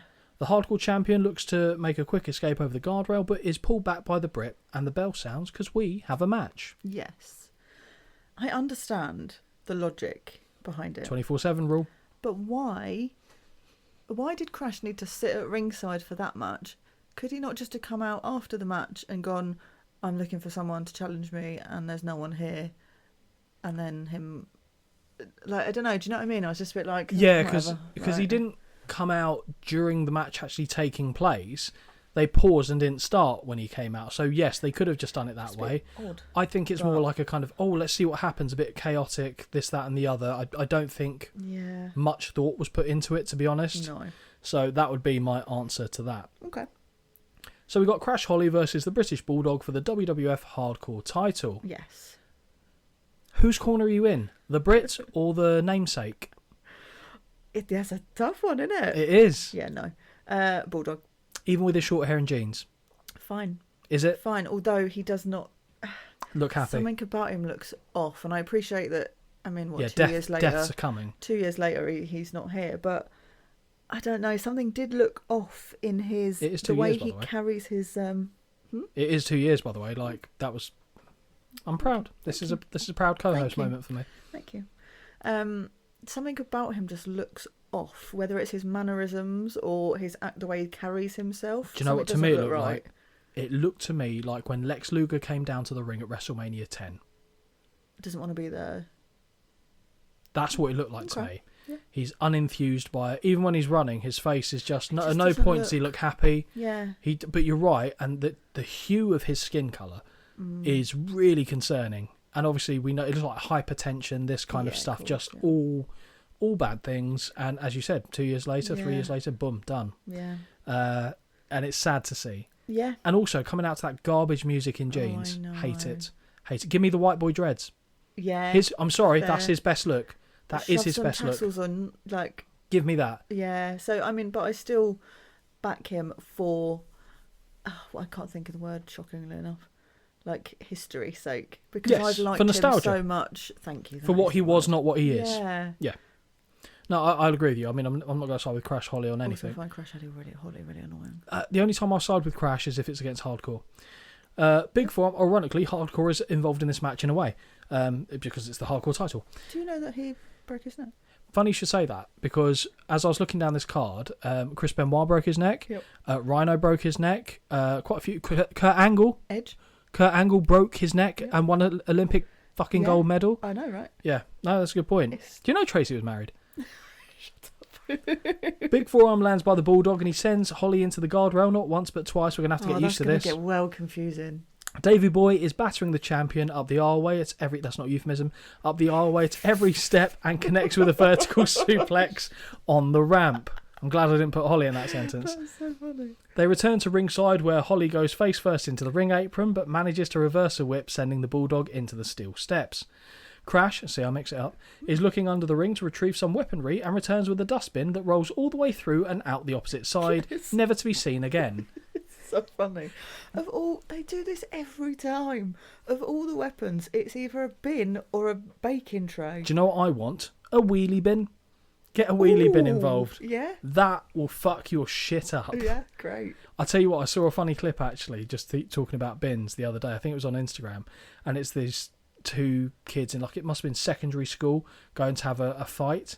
And as all the other kids have surrounded them and one kid's starting to march down the other one, you just see someone lob a full-on rubbish bin and it flies perfectly and lands completely over the guy who's walking down the other. Oh, It is unbelievable. genius. I watched it about 20 times going, you couldn't recreate that. Like, it's so unbelievable. It's brilliant. Really, really good. And I never know how the fight ended, but you kind of lost. I think the comment said, you need to move school. Yeah. Like, that's you done. You're done. That's you done. Because you're bin boy at that point. Oh, yeah. Yeah.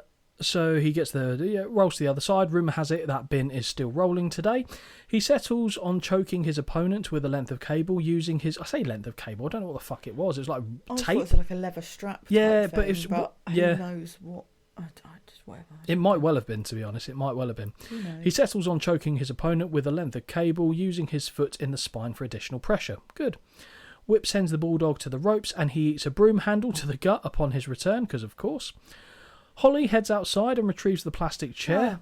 Here's my furniture complaint, just to remind you. Oh, the school chair. Yeah, at least when it's in America, they have those metal chairs. But they use a metal chair later. Yeah, but why here are we using a plastic blue fold-away chair that they have in every school hall around the UK? Well, speaking of that, one time in school, it must have been like year 10, in German class, I think it was, one of the kids... yeah, indeed, jawohl.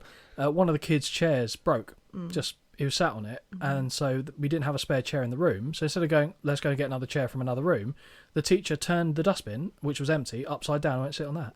Brilliant. And the kid went, no. And he said, seriously, sit on it. He sat on it, and then, of course, the bin fucking broke, and he fell in the bin. That's brilliant. So we had our own bin boy. I like that. That's great. Yeah, what a stupid idea. I just remember being so dumb. So dumb. But yes, so Bulldog eats a broom handle to the gut. Holly heads outside and retrieves the plastic chair. And I tell you what, I'd rather take a steel chair than what happens with this plastic chair in a minute. That he was sat upon at a commentary and sets it up in the middle of the ring. But his whip is reversed and the Bulldog connects with a drop toe hold, sending him face first down onto the seat. This is it. Now Davey Boy has the chair, and with it still being open, he brings it crashing down on the fallen champion. That's brutal. Mm-hmm. That's how you knew he was a happy bunny. Oh yeah. Now it says, now it's Holly's turn to eat a broom handle to the midsection, and he has, and he's whipped hard into the buckle. Sorry, that lost me there for a moment. Yeah, I just went places. Now the broom handle is broken over the spine of Holly. Back impact. No one likes that. Davey Boy scoops him up and scores with a running power slam, which crashes kind enough to give the meat hook grip on the back and then not move at all. And we get a hook of the leg. We get the 1, we get the 2, and we get the 3. British Bulldog wins the hardcore title by pinfall. Yeah. The new champion is handed his title, which he raises in the air to the fans, but maybe it's just me, Holly. He looks completely detached and uncaring. Yeah. And that's before you said what you said. I'm going to call it a match. I didn't call the Terry and Cat thing a match, but what did you make of this? How would you grade it? 1. 1 out of 5. 1. 1. Oh. Yeah. Yeah. It was just there. If anything, it made me feel a bit sad. What, for the basis of what we said previously, where it's just a bit like what we've lost. Have been and what you see and then what you know is coming. It's just a bit like, oh, it's a shame. It's like when you start to see Owen Hart as the Blue Blazer in the months leading up to that, you just go, oh. Yeah. There's a pit in your stomach. Yeah, even, and like, it's the same with like Eddie Guerrero matches and stuff. The closer you get, the closer I just go, oh, I really want to enjoy this, but you know what's coming. Same with Benoit, or is that slightly different? That is slightly different, I think, because it's obviously there's the connotations of what actually went down. But yeah, just I don't know, just a bit sad. Test all the same, like yeah, don't know. I still think one of the most, during all the shows that we've watched as part of this podcast, this being obviously, I say it's not the 69th show, because we've had a couple of two-parters in there, but near enough. Yeah. One of the matches that surprised me the most was at King of the Ring 2002. Oh, yeah. The show that you picked, Brock Lesnar against Test. Really good match, that. Like, shockingly good. And it was funny, it was fairly recently I saw someone mention this as a reference. I went, this is, a hidden gem of a match. And I was like, it really is. Because Test looked every bit the competitor for Brock. Brock did everything well in that match, tested everything well in that match. It was so, I don't want to say perfect, because that makes it sound like it was a 5-star match. Yeah. And it wasn't, but it was perfect for what we needed for that match. Yeah. Okay. Really good. And that's the biggest eye-opener. So Test used to get a lot of meh from me, but now I will go into his matches expecting something, which is good. Yeah. It doesn't always get served up to me like that, but I go in positively. Okay. Title of my sex tape. We're now shown footage of the tag team champions Edge and Christian with a young fan who is holding a pad and pen. I say fan. After agreeing to sign the kid's pad, the champions put down their signatures but only hand it back to him after he passes them a £5 note. It's not even a crisp £5 note. It's a bollock. It's scrunched up. It's a scrunched up, sweaty, no doubt, stanky bit of money. Not good. Now it's the turn of a rather portly gentleman wearing a tiger print t-shirt who requests a picture with the champions. Fortunately, Michael Cole is on hand to take the picture, although the paid fan is clearly confused as he goes to take the picture himself whilst not being in it. As Michael counts down, when he reaches 3, Edge and Christian step forward, completely blocking the view of the fan, which, believe me, is no easy task. Very funny, though. Very funny. Michael challenges the champions as to why they are charging fans for their pictures and autographs. Edge informs him that they simply do that because they've never seen superstars like them ever in the WWF, so why wouldn't they? Christian says, look at the people they are surrounded by. He doesn't think the people in London know any better anyway. Fair point. As we return to the arena, and I think this might be another King line of the night, we hear King ask JR if he charges fans for his autograph. The Oklahoma native says of course not. So King says, should I stop doing it as well? Very good. It's good. Very good. And it's inoffensive. Like, yes. It's just comedy. Like, it is. Fine. Not it being is. a perv. I always go back to him saying that when Mae Young was born, the Dead Sea was only sick. That's the classic for me. But about Paul Bearer, who's lost weight, turn around, he'll find it. Brilliant. Brilliant. Now this match, Holly. Yay. Did this get your... is this the butter churning? Yeah.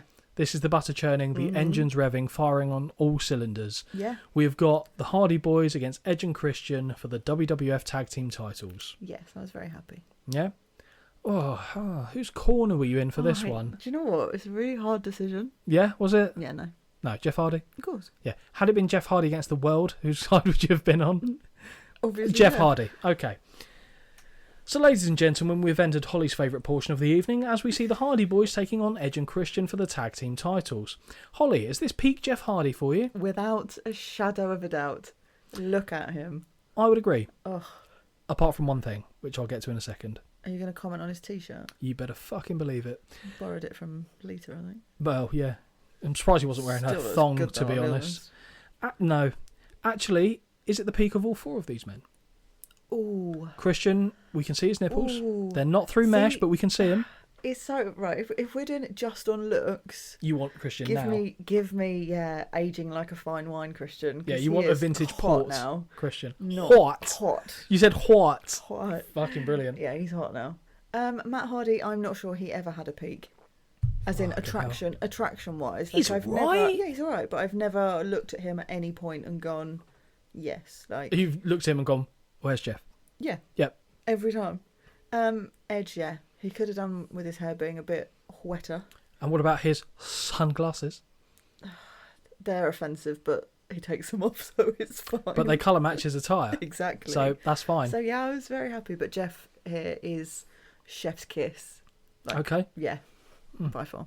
The Holly Little Chef stamp of approval. Oh, love a little chef. Oh, they used don't to do love a little yeah, chef. an Olympic breakfast, absolutely. That'll see you off for a day. Oh dear God, it looks like Jeff is wearing a crop top. Yeah. Boo. I'm not mad at it. You should be. Why? Because you've got eyes. He looks great though. Doesn't matter. Look at his physique. What if Jess Ventura? I'm not saying like if I, don't get me wrong, I'm not saying if I went and met a guy and he was dressed like this, I'd probably be like, what the fuck is he wearing? Well, I'll tell you what, wait till you hear him sing.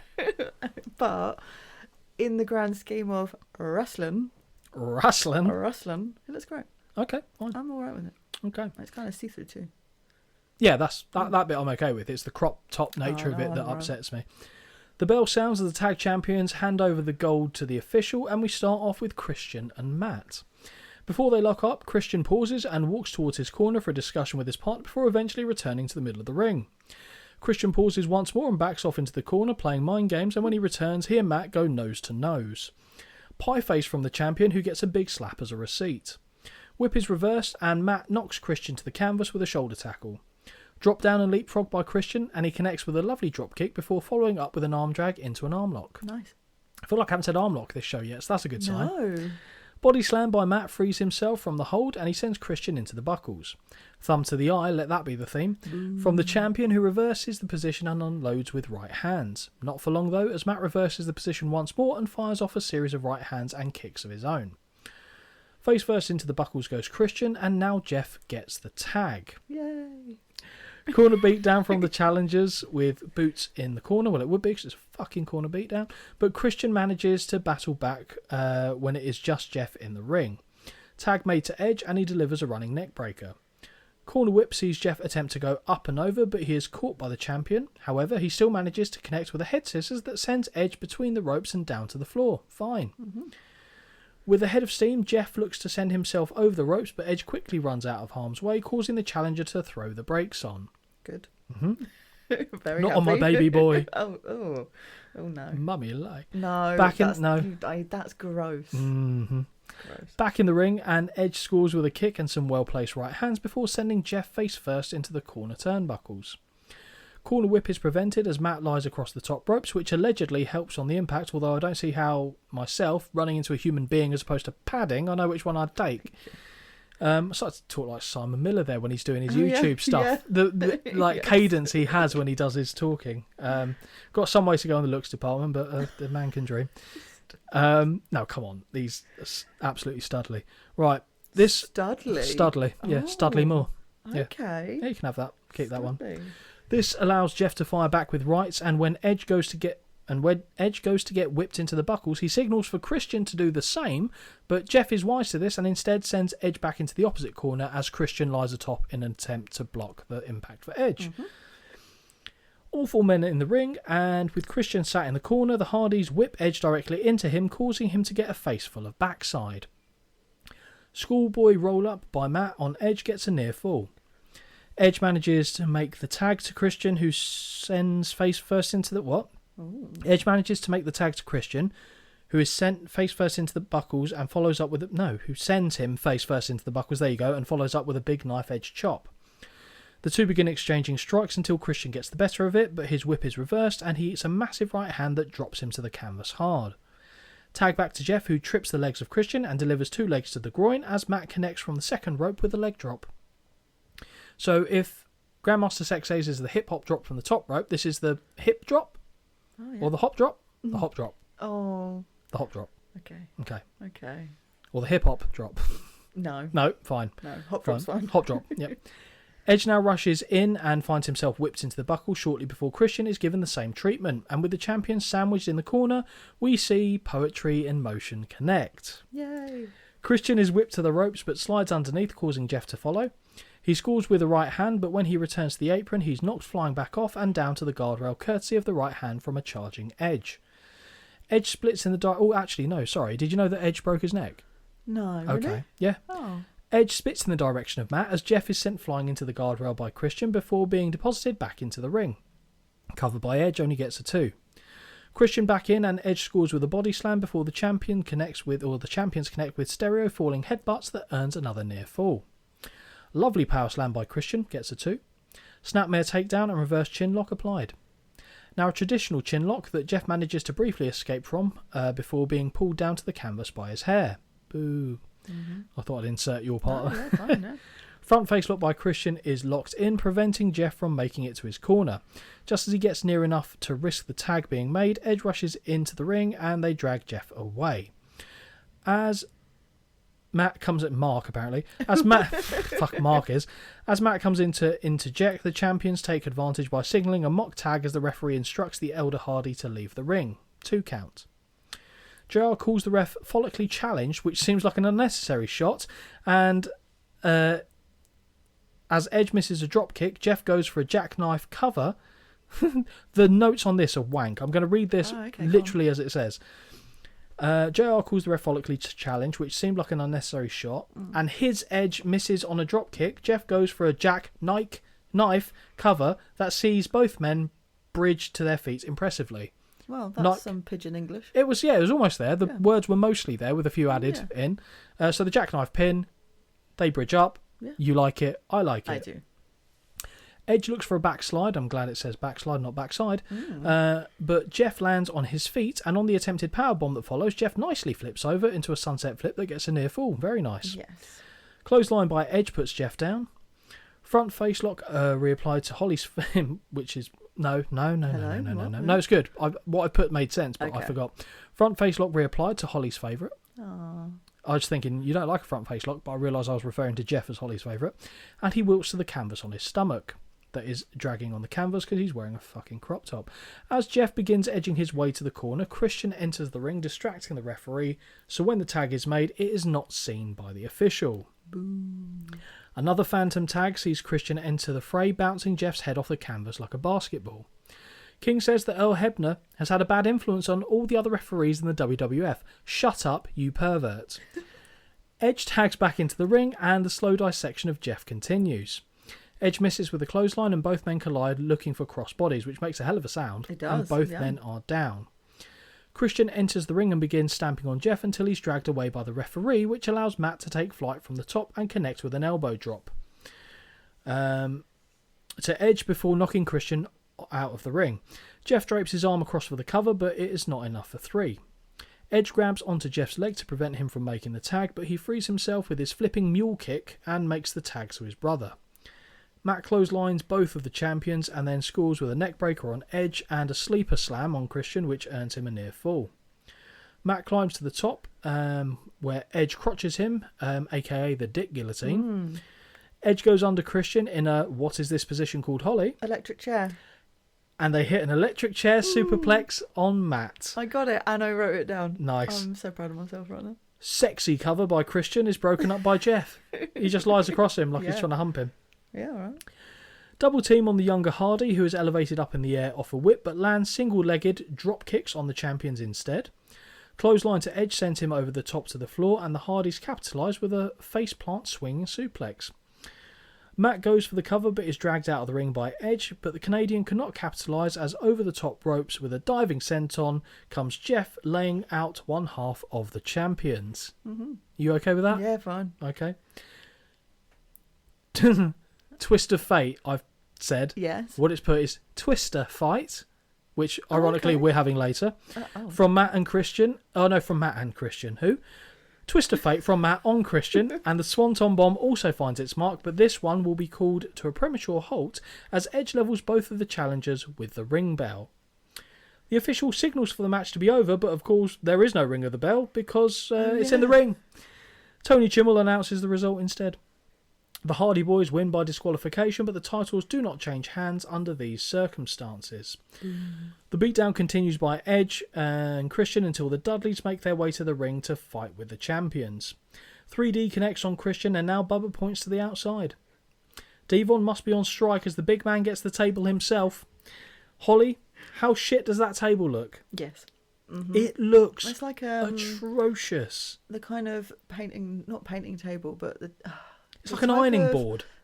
Table you would have used when you're putting up wallpaper and you're like putting the plaster or whatever it is on it. Yeah, one of those. Yeah, I just thought a wooden ironing board Fair. is what it looked like. The way it was kind of set up, it looked awful. With Bubba Ray sat on the top buckle, his half-brother passes Edge to him and he is unceremoniously powerbombed through the wood. Notice when it's not a woman, he gets up pretty quick. Bubba Ray goes into his trance and slowly begins to smile as we are shown Edge's broken form underneath the table. Holly, what did you think of this match and what did you score it? I really enjoyed it, obviously. The ending was annoying. But, yeah, shit ending. Yeah, but weirdly, so I hate obviously people coming out and getting involved, but as it had already been DQ'd by that point, fine. Yep. Just irritating. 3 out of 5 for me. 2.75, so I matched it with Benoit and Angle, okay. which is weird because this one didn't offend me apart from the ending, whereas the other one I felt let down by, but same score. So I wasn't displeased by this one, but for me this one still wasn't match of the night. Oh, okay.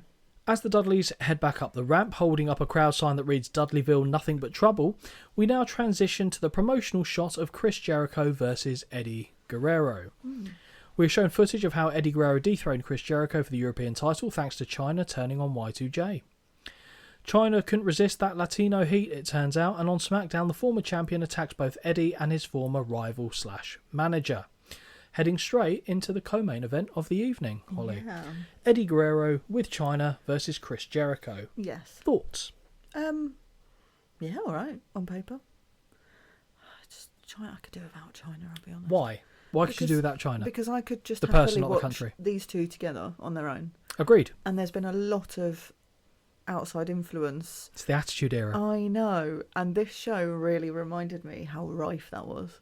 Good word. Oh, thank you. One syllable, but good word.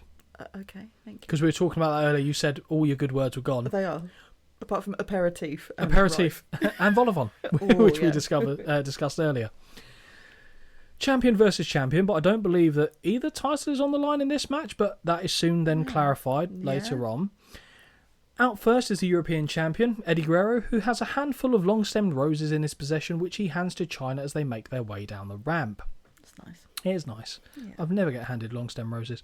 No, No, that's not true. You got a load of flowers on, was it Women Empowerment Day or some shit? What was it? Women's Day? Oh no, yeah, I got, and then Valentine's Day everyone took pity on me and gave me the stupid roses that were at work. That was upsetting.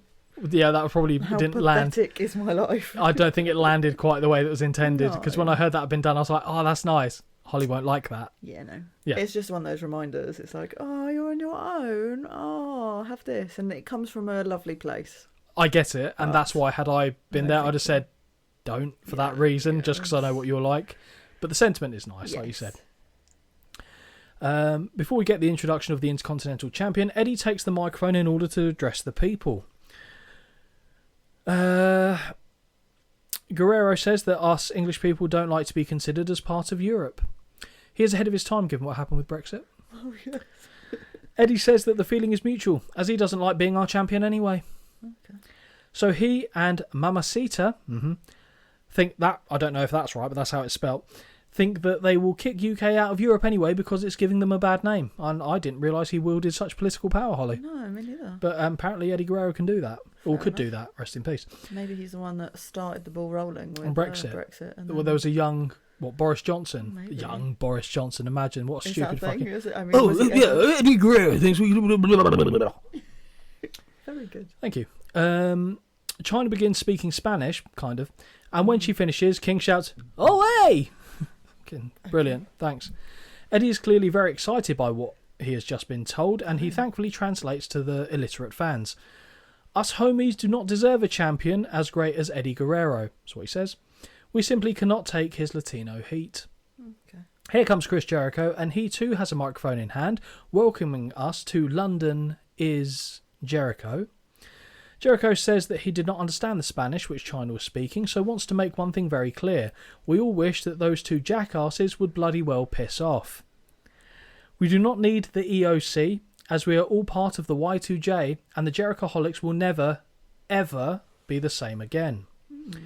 Oh, apparently we are going to determine which of the two titles is on the line. Interesting. Flip a coin. I like the idea. Do you think, which of these two situations do you think is more or most likely? Go on. One, they legitimately flipped a coin, Yeah. and that was when it was decided what title was going to be on. I'd love that. And they had two outcomes, so depending on Oh, who I it was, they knew how they had to finish the match. Yeah. Or they pretended to do it, and it was always going to be the European title. I wish it was the former, but I think it's the latter. I think there's a chance it might have been the former, and they were given two finishes. So depending on what it is, so if it was going to be the European, because they don't want the titles to change hands, so depending on who it is, you know who's going to get the win. I don't know if that's the case. I'd like to think it was. I would like to. I would just put money on the other, but Yeah, that's you my might not be wrong. That's my cynical nature there. Cynical. Oh, Add that to Volivon. gosh, and I mean, Aperitif. this is great. Um, Can I just say before we Of course, you start the always wrestling side of it, his hair looks diabolical here. whose? Jericho. Why? The front of it is like down. So in my head, I thought, oh, it's just all down. Then he turns around and he's got the tiniest little ponytail, if you can even call it that, at the back. And the rest of it, Holly's it looks, demonstrating with her hair, by the it way. looks like he's been dragged through a hedge backwards. A sexy hedge. Looks awful. I wish I looked that awful, I'll Put be it all honest. up, put it all down, half up, half down. Not an absolute rat's tail at the back. The mane of a lion. Livid. Mane of a lion, that man. Tim White produces a coin and flips it in the ring, and it is determined that the European Championship will be on the line, and that is what is up for grabs. And I will be honest, it should be. It's Europe, Yeah, fine. obviously. Yeah, hadn't thought about that, but yeah, sure. Yeah. Makes sense. The bell sounds and we are underway as Guerrero backs Jericho into the corner with a number of right hands. I haven't asked the question yet. Holly, who were you siding with? Jericho. Oh, give me Eddie. If China wasn't there, I probably would be on the other side. On but the Latino Heat side of the fence. I'm a Jericho fan, but Eddie does clinch it. But Okay, fine. No, she's the reason why. Okay. Jericho fires back as the two men exchange right hands, which the Canadian gets the better of. Whip is reversed and Guerrero is shoulder tackled to the canvas. Drop down and leapfrog by the champion, and now it's the turn of Jericho to leapfrog as he propels Guerrero into the air with his boots. Classic Eddie spot that. Very Boots. good, Yeah. Clothesline sends Latino Heat over the top to the floor. Eddie stuck around outside the ring. Sneaks? Oh, he's stuck around outside the ring before apparently deciding he's had enough, and he heads up the aisle. China stumbles, I think that's supposed to be. China spins him around a number of times as he continues to walk away before she shoves him back towards the ring. Don't want to disappoint Mamacita. Eddie concedes but turns around to be met with a boot to the stomach from Jericho. A boot it's not intended either. I know. They return to the ring where Eddie scores. Also, how funny is it that Tess's one of his big moves was a big boot? Yeah. From Jericho, they return to the ring where Eddie scores with a power slam off a whip for a count of 2. Jericho gets whipped to the buckles, but as Eddie charges in, he is elevated up into the air and lands face first on the turnbuckle before a clothesline puts him down. Not a close line. It says a close line, yeah. Hook up. Hook of the leg gets a near fall. My notes are deceiving me today. It's getting good. Snapmare takedown and Hakuchi. No, what's that involved with? Well, China's there, so who knows? Well, yeah, Snapmare down and Mancucci. Takedown, and Jericho applies an arm stretch with his knee placed in the spine of the champion. Eddie powers back to his feet and looks to reverse the position, which he does, but he misses a clothesline and he is caught with a series of knife-edge chops. Jericho looks for a suplex but is countered into a small package which he manages to kick out from. Holly giggles. I still like it. Delayed vertical suplex by Y2J, who makes an arrogant cover with his foot on Eddie's chest as he flexes, and Lash's UA screams, "Come on, baby!" Reverse chinlock applied by the challenger as the fans chant his name. Eddie elbows free. Eddie elbows free and ducks a clothesline but runs directly into a spinning back heel kick that sends him tumbling to the floor, where he narrowly avoids a baseball slide. Jericho's chasing the champion around the ring until he's levelled by a hiding China who pounces with a shoulder tackle. Not entirely sure how Tim White pretended to not see that, but here we are, because Eddie was like 2 foot in front. Yeah. So what were you looking at? Yeah. Anyway, we know that the refs aren't going... See, without Earl Hebner, it falls to pieces. He was the glue. Anything goes, right? He was the chaotic glue that held the others in check. To be fair, that other match with the Hardys, and that shouldn't have been a DQ. It should have just carried on. Yeah, exactly. I mean, why not? Yeah. And also then, in the Crash Holly, DQ him. Yeah. Flip it on its head. Do stupid shit regardless of the circumstances. Back in the ring they go and Eddie climbs the top rope. Jericho joins him up there as they jostle for position. Superplex connects and both men are down. Eventually Jericho makes the cover, but it is not enough for 3. Eddie's whipped into the buckles but moves out of the way of a charge and lands elbows and a stiff uppercut to the challenger. Guerrero seats Jericho on the top buckle and delivers a super hurricane runner, which is great. Eddie makes the cover, but it is not enough. Gory Special, named after the European champion's father, is applied and is eventually moved into a pinning predicament. Back and forth the two men go, pinning each other, but only a 2 count on each occasion. As they return to their feet, Eddie quickly connects with a clothesline to retain control. Abdominal stretch applied. The fans rally behind Jericho, who manages to escape the predicament, only to then be thumbed in the eye. Chop by Guerrero and snapmare takedown before twisting the sole of his boot across his opponent's eyes. Jericho eats some heavy forearms against the ropes and a big chop before reversing a whip and elevating Eddie high into the air with a, what is this move called, Holly? I've got absolutely no idea where I am in my notes. Is it another electric chair? Flapjack? No! Shut up! That's right, Flapjack. Oh, maybe it's coming soon then. Jericho looks for a powerbomb, but it is countered into a sunset flip that gets a near fall. Oh, there we are. Sorry, I was so lost in what part of my notes we were at. Sometimes I can tell. That's definitely why I got that wrong. It was exactly that. Yeah, I think it was the second time Eddie went out of the ring you lost me. Yeah. Yeah, because I could tell you were kind of scrabbling through your phone. Yeah. That's definitely why. That's the only reason I got that wrong. Oh, 100%. 100%. Yeah, everyone believes that. Stiff forearm by Jericho gets a 2 count. Guerrero goes for an inverted gory special, although at first I thought he might be attempting a cop killer, which would be utter madness and a move that you would absolutely hate. Oh, good. So, you know what I mean when I say the gory special? Yes. So the inverse one was where his head was towards his arse. Mm-hmm. There's a move that a guy called Homicide used to do called a cop killer, where you have them in that position and you sit down. Yeah, no, So thank you. I there, don't it's wanna just see that. boom, No, straight back there. No. Yeah, that's probably one of the most brutal neck impact moves I've seen. Yeah, it's not good. Not good. Thank you. Yeah, exactly. Jericho manages to get to his feet before heading to the ropes and applying the hold himself. Eddie powers up until they're in the what is this position called, Holly? No, I don't know. Electric chair. I don't know. Yes, the electric chair position. I knew it was there somewhere. But Guerrero ultimately gets dropped on his face. Oh god, this is stressful. Jericho fires back and whips Eddie to the buckles, but eats a back elbow on the charge. Running bulldog by Y2J, and he hooks the leg, but it's not enough. Whip reversal sees Jericho land a flying forearm and fall into a cover for a 2 count. Another whip. Y2J elevates Eddie onto his shoulders and charges, only to find himself Hurricane Runnered over the top to the outside. I really like that. Mm-hmm. Both men are down, and that looked great. Eddie's back is hit on the apron of the ring very badly as he goes over. That's really quite brutal. And with Tim White checking on his condition, Jericho crawls back into the ring, where Chyna delivers a DDT. She can piss off. Now Eddie returns to the ring, and he slowly makes the cover for the 1, 2, no.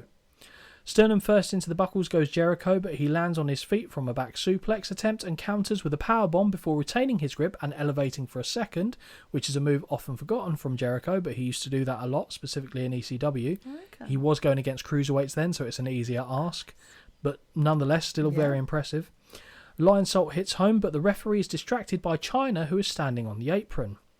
To resolve this situation, Jericho springboards off the top rope and drop kicks Chyna.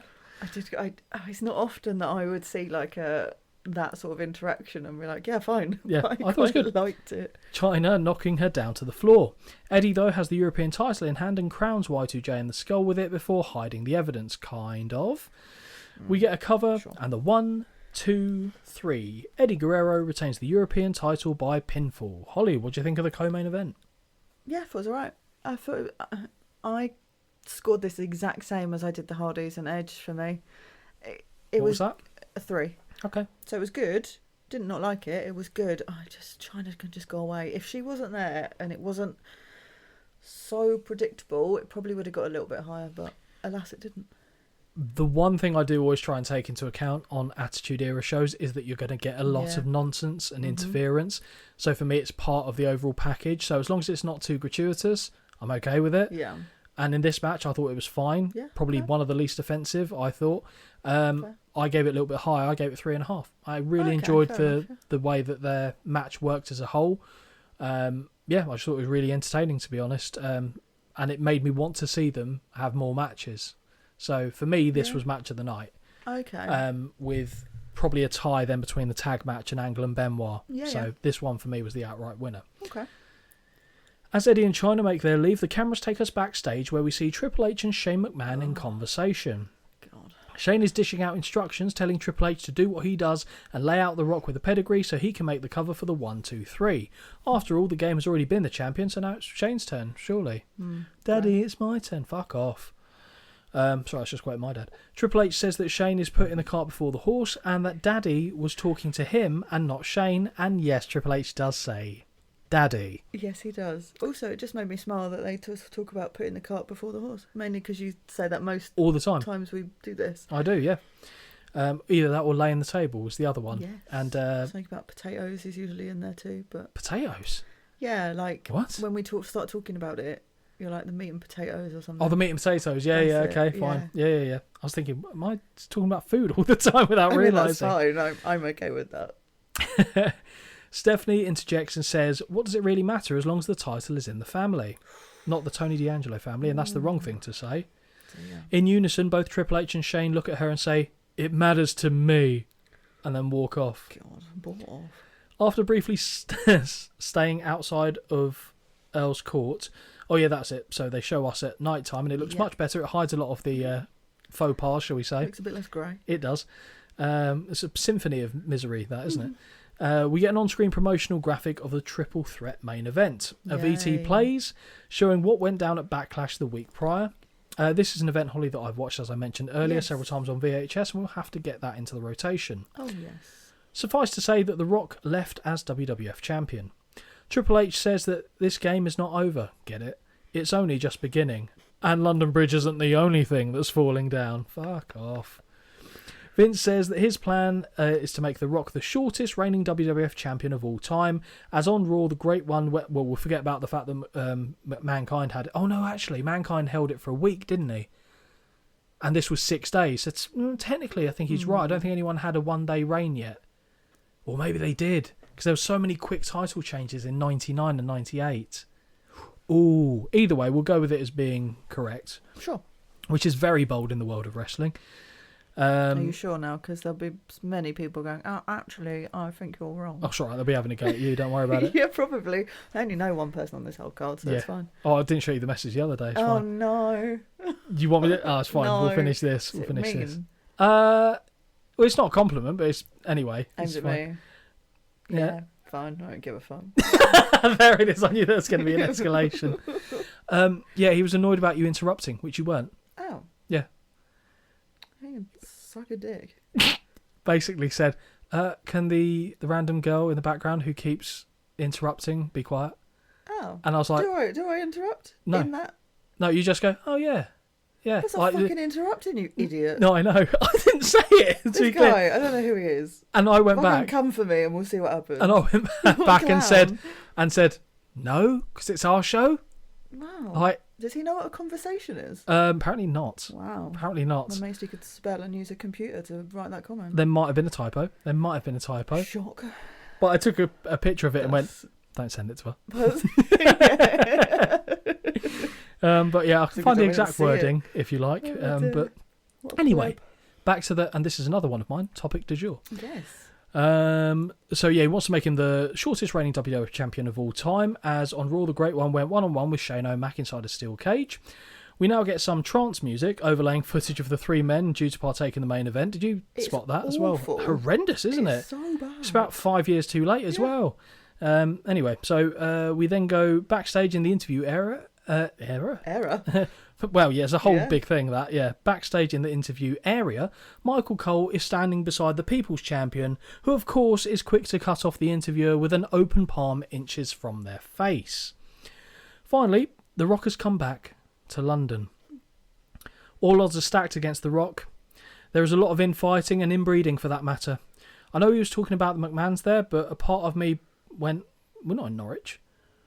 So, Scott, The Rock, what? that's me. It's funny. Not true. Meh. The Rock, it's more West Country, to be fair, isn't it? Oh my god. No? Fine. I love the West Country. Not as much as they love it, obviously.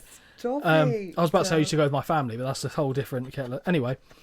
The Rock says it doesn't matter whether it's Mumbai, India, Cairo, Egypt, or majestic London, England. Don't know why we get majestic thrown in there. Oh, okay. The McMahons will not take his title.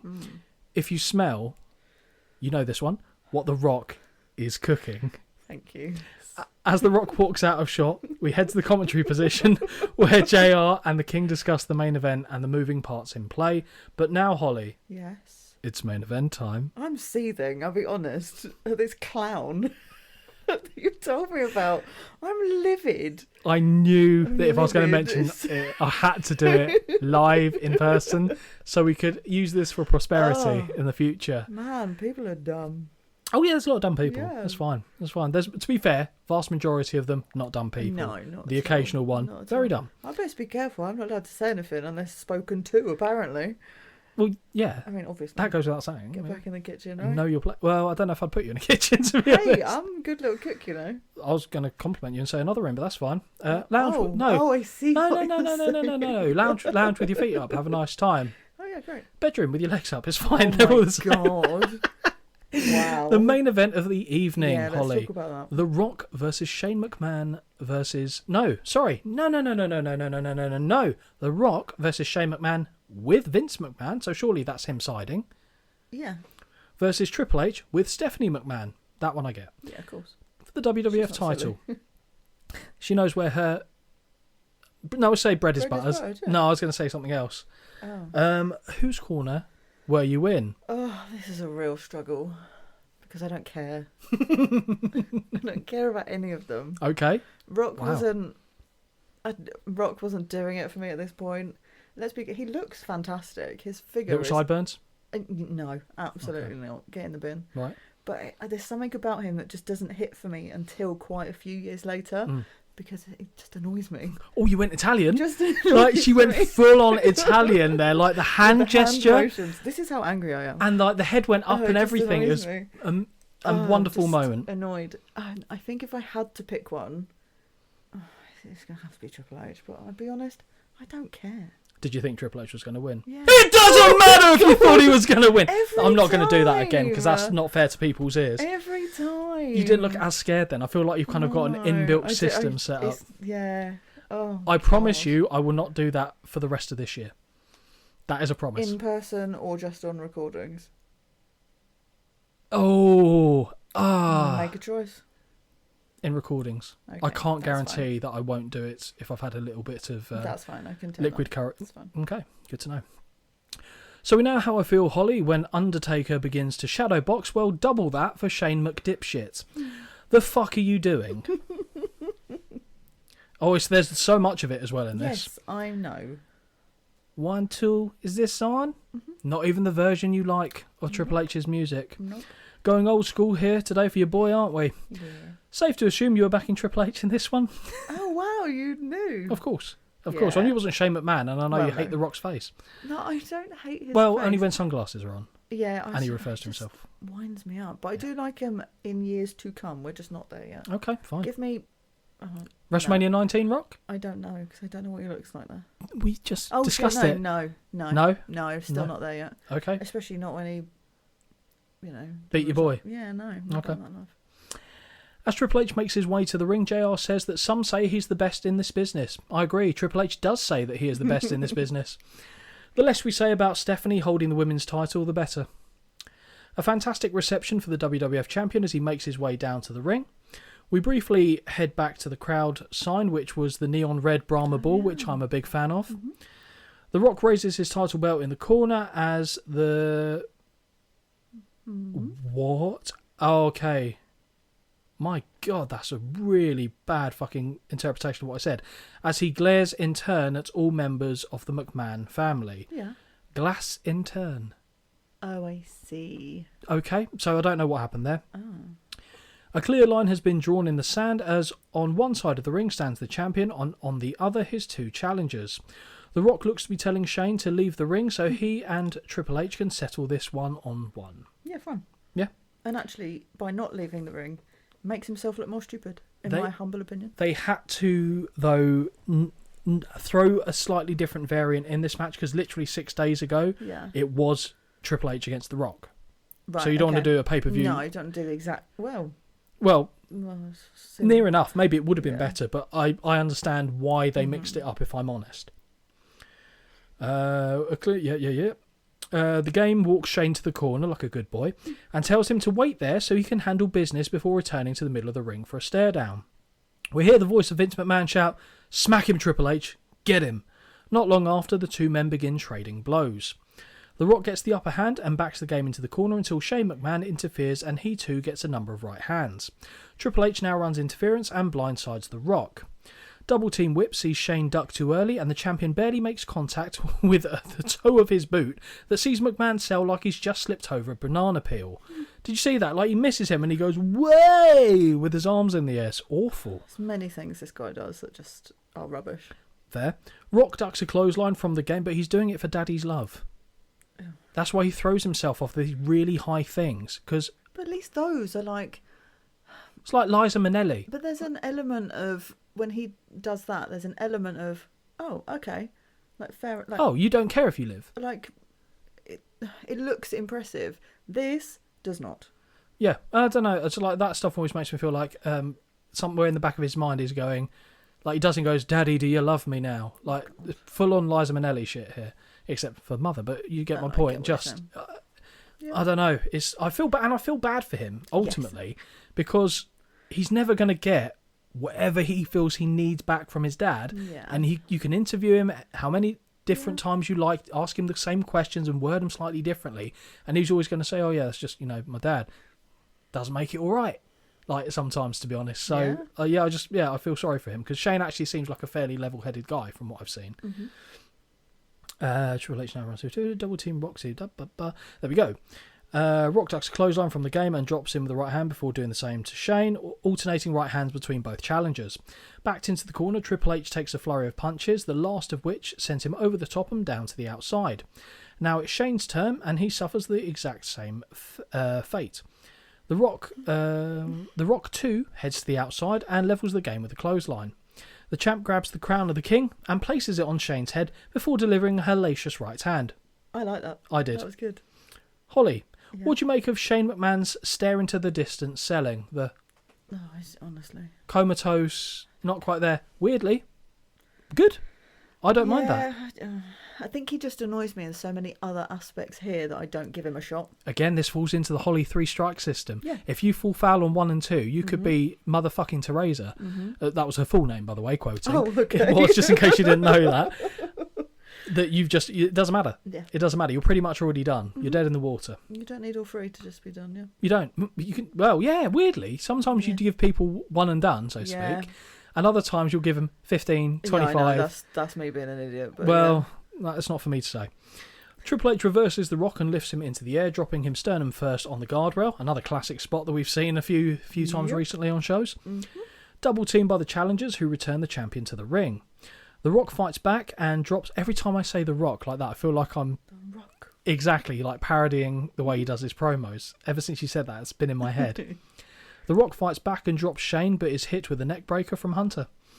Elbow driven into the clavicle of the Rock, who is draped over the apron as Triple H looks to take control. Back in the ring, Rock goes face first into the buckles and suffers multiple stomps that wilt him into the corner. The referee tries to drag Triple H away as there is no disqualification, which begs the question, why is he stopping him? Oh, yeah. Again, a referee. So confusing. Come on, Tim. Do you remember the storylines of Tim White trying to commit suicide in various different ways? No. That'll be another one to discuss at a different show. Good lord. But it's always in comical, stupid ways. But ultimately, it was still trying to, like, toaster in the bathtub type stuff. Okay. And then he just walks away with his hair frazzled. Not a blender in a jacuzzi. Yeah, no, that's specifically for, we only do that around Cornette's mum's house, okay? But you'll remember that. Yeah. Yeah. I tell you, this is the story of my life, though. Important stuff or stuff that I should remember. Right, One Direction. I haven't got a clue. What? Story of my life. Oh, is that what?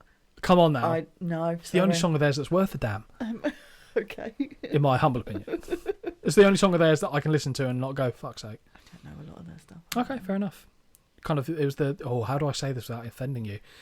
It kind of skipped our generation a little bit. All right. If I say our... I'm not offended by it. No, fine, because you weren't a tween-age thing when they were in their element. Still, are they even 30 yet? It doesn't matter, I don't care. Fuck 'em. Who'd have thunk this is where it would go? Speaking of suicide... What? What do you mean? What? Well, the one who Liam... Oh, I see, yeah. Yeah, sky jumping Liam. I mean... It was... Anyway, who cares? It was a lot of drugs. Speaking of drugs, wrestling. Back in the ring, Rock goes face first into buckles. Yep, the referee tries to drag him away. Why? Another big right hand from the game drops the champion, as does the one that follows. Now Shane wants a piece and begins dancing, peppering the Rock with shitty jabs. Triple H moves Shane to one side, mimics his movement, and delivers a right hand himself to the champ. And I knew you'd like that. It's so funny because it's just awful. And then Shane's like, no, you need to swing your arms more for it before you do it. It's Unbelievable. So funny. But the one that gets me is a little later when someone else mimics it. Yep. Shane is back at it, but dances right into a clothesline, and one follows for Triple H.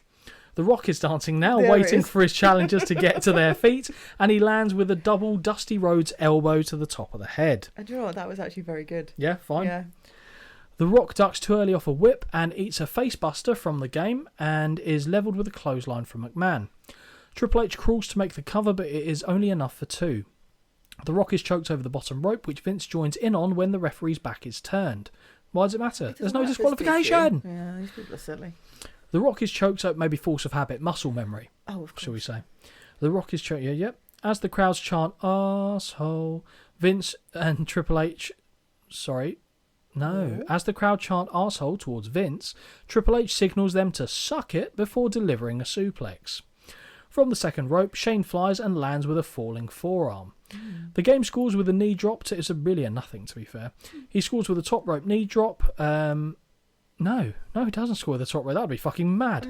The game scores with a knee drop to the top of the head, and he makes the cover, but Rock kicks Who would out. come out worse in a top rope knee The drop? guy landing on his single knee. And if he doesn't charge it right, the guy who dies underneath a knee impact to the head. Oh, dear. Oh, dearie me. Where are we? Okay, frustrated, Hunter makes the cover on 2 more occasions, which ends in the same result, and when he gets to his feet, he shoves the ref in anger. That's it. Sleeper hold applied by Triple H, and Holly begins to boo. And I love that you made that noise when I put that. The Rock is growing weak. Knees weak, arms are heavy, and they fall to the canvas where the game applies additional pressure by throwing his legs into the air, although I'm not sure how this helps at all. Yeah, Does it narrow the gap by going up? Weird. It's like a tantrum. What Because are you I doing? thought, is he doing that with like one hand and then doing the up and Yeah. into the Yeah, arm no, or something no. with? And I was like, oh no, he's just It's just throwing his weight on the floor. bucking around. Yeah, like, exactly. Stephanie got excited. Yeah, so more of a reverse chin lock than a sleeper hold, but Shane lifts the Rock's arm to check on his condition.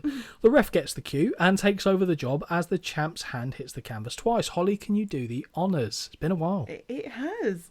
He's asleep. He's asleep.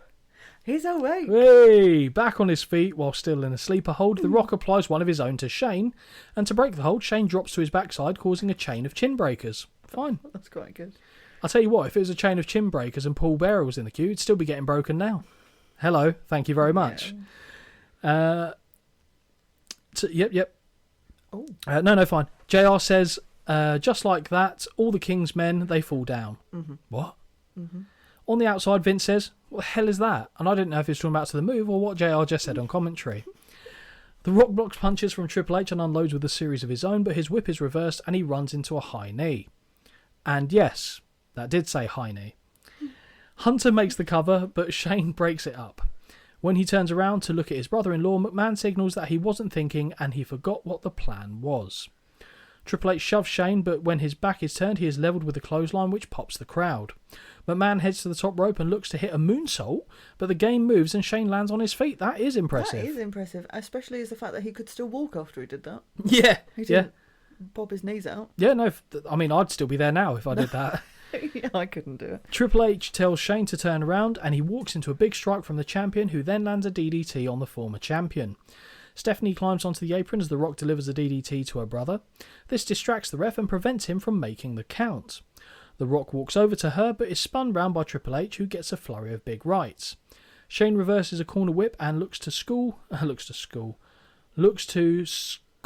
with the pedigree on the champion, but has no luck, and The Rock scoops the legs and catapults him into the buckles, pinning the referee in the process. Of course. Someone in the back goes, "Hold my beer." Absolutely. To double down, a charging Triple H is added to the pile and the referee is out of the ring. As Rock hits the ropes, he's tripped by Vince and the champion grabs him by the hair, only to be levelled with a shot to the skull at the hands of Triple H and the women's title, although they call it the WWF title. Yeah. Technically not wrong, Oh. because it is a WWF title, but Yeah. not the one they're referring. Vince is waving like a madman backstage to signal a new referee to make it to the ring, and here comes Jerry Briscoe in the zebra uniform. 1, 2, no. Rock kicks out. Shane has retrieved a steel chair. Thankfully, the plastic one has seen its time in the spotlight go. And with Rock being held in place, he takes a swing only to crack his brother-in-law in the head instead. Shock. I didn't see that coming. Nor did Triple H. Right hands and a big clothesline to Shane sends him flying over the top and up the aisle. The Rock begins to stamp away on Triple H in the corner, but is attacked from behind by the chairman. Vince removes his blazer and picks up the steel chair, but before he can swing, the Rock has turned to face him, stopping him in his tracks. Carry on swinging, you'll hit him regardless. What does it matter? Like, oh, I wasn't going to do it. Hit him. Just do it. Yeah. Low blow by Triple H, and he follows this up with a pedigree. Hook of the leg, and we get the 1, 2, no. Rock kicks out again. For his incompetence, Briscoe eats a right hand, and the game scores with another pedigree on the Rock.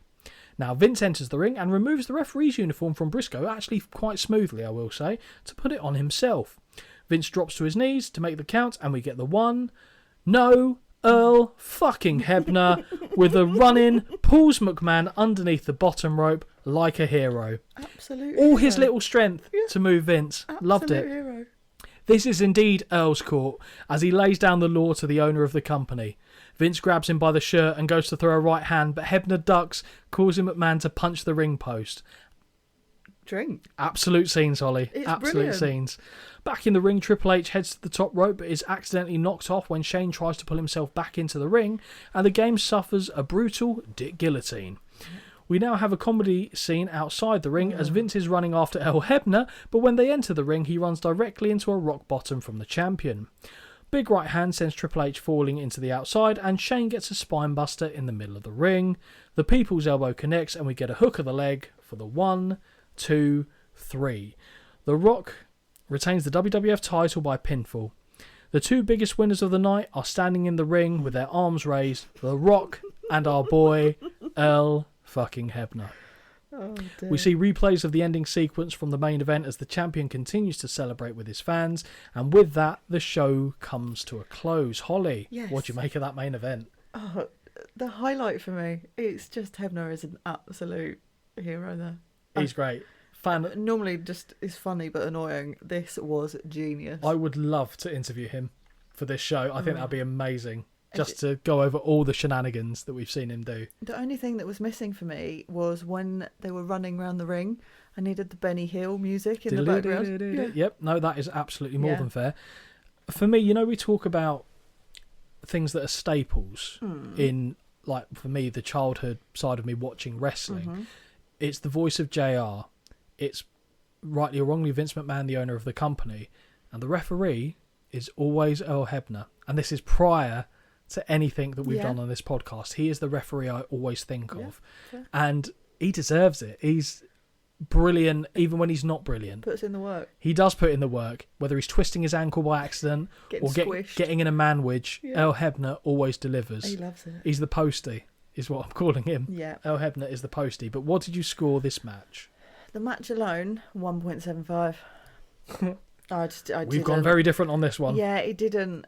I knew it wouldn't hit for me though. It just didn't. I didn't want Shane there. It annoyed me, and I understand why. Just not for me. No thanks. I'd had my favourite matches already, so. And that was always going to suffer because of that, to Exactly. be fair. I gave it 3.25 Wow. because I'm including Oh, okay. all the stuff with Earl Okay. Hebner. And I was just watching it going, do you know what? This is quite funny. Like, not necessarily for the right reasons, but I was entertained. Yeah, if I'd have included that, Yeah. it would have gone up higher, but I didn't. So I had to kind of weigh it out as an overall piece, because normally by the end of a show, if I've really not enjoyed it, I cannot wait for the main event to finish. And that wasn't the case here. I wasn't concerned about the length it was going. Yeah. What they did was absolutely fine. I was entertained. So yeah, 3.25 for me. Okay. With that being said, Yes. what was your overall take on the show? What was your star rating for the event? Bang in the middle for me. 5 out of 10. It wasn't bad, but it wasn't great. Like, so Fair. 5 out of 10, I don't think it's a bad score. Like, it's bang average. Like, it's fine. But more took away than it gave for me, I think. But the things Okay. that did give really brought up the other sides of it, if that makes sense. Yeah. So just normal, middle of the road. Yeah, I think also we say this every time. I always forget, shock, how much outside interference there is in that era. Yeah. And it always annoys me. Even if it makes sense, it always annoys me. So. Even if you're geared up for it, Yeah. it still annoys you. Yeah. Yeah.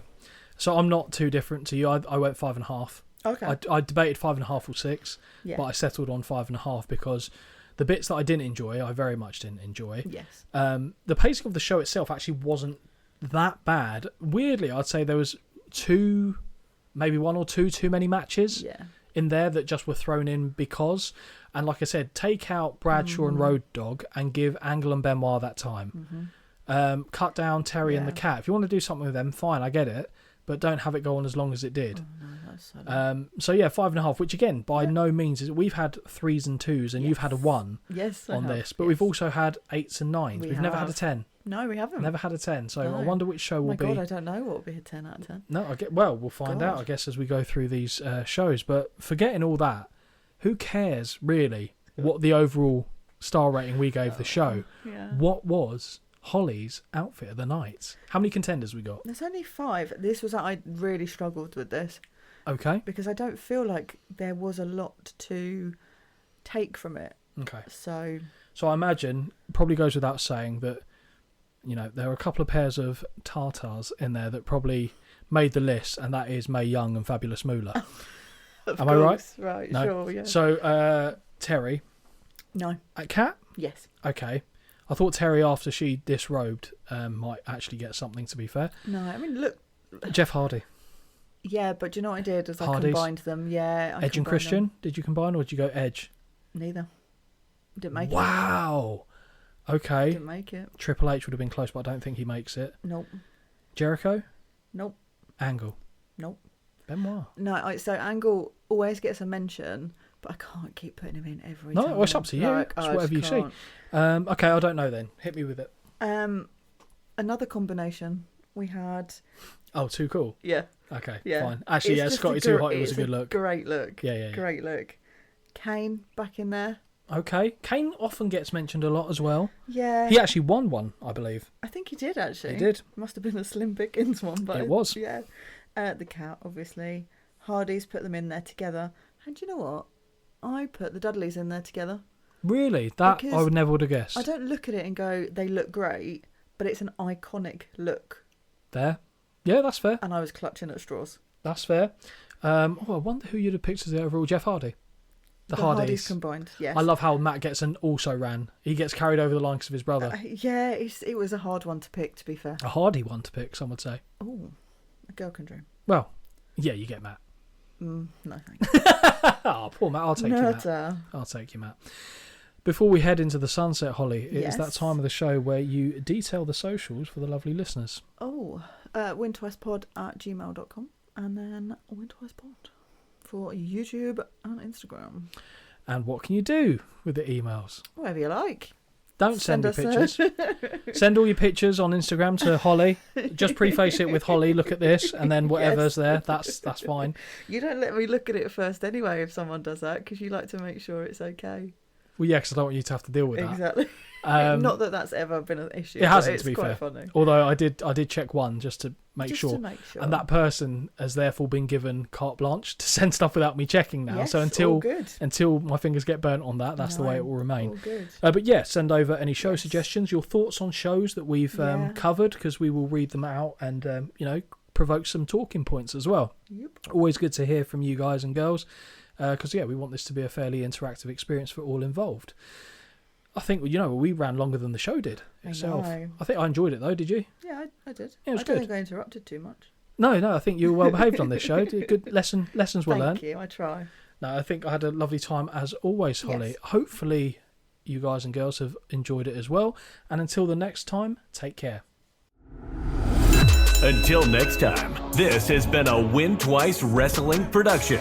Peace out.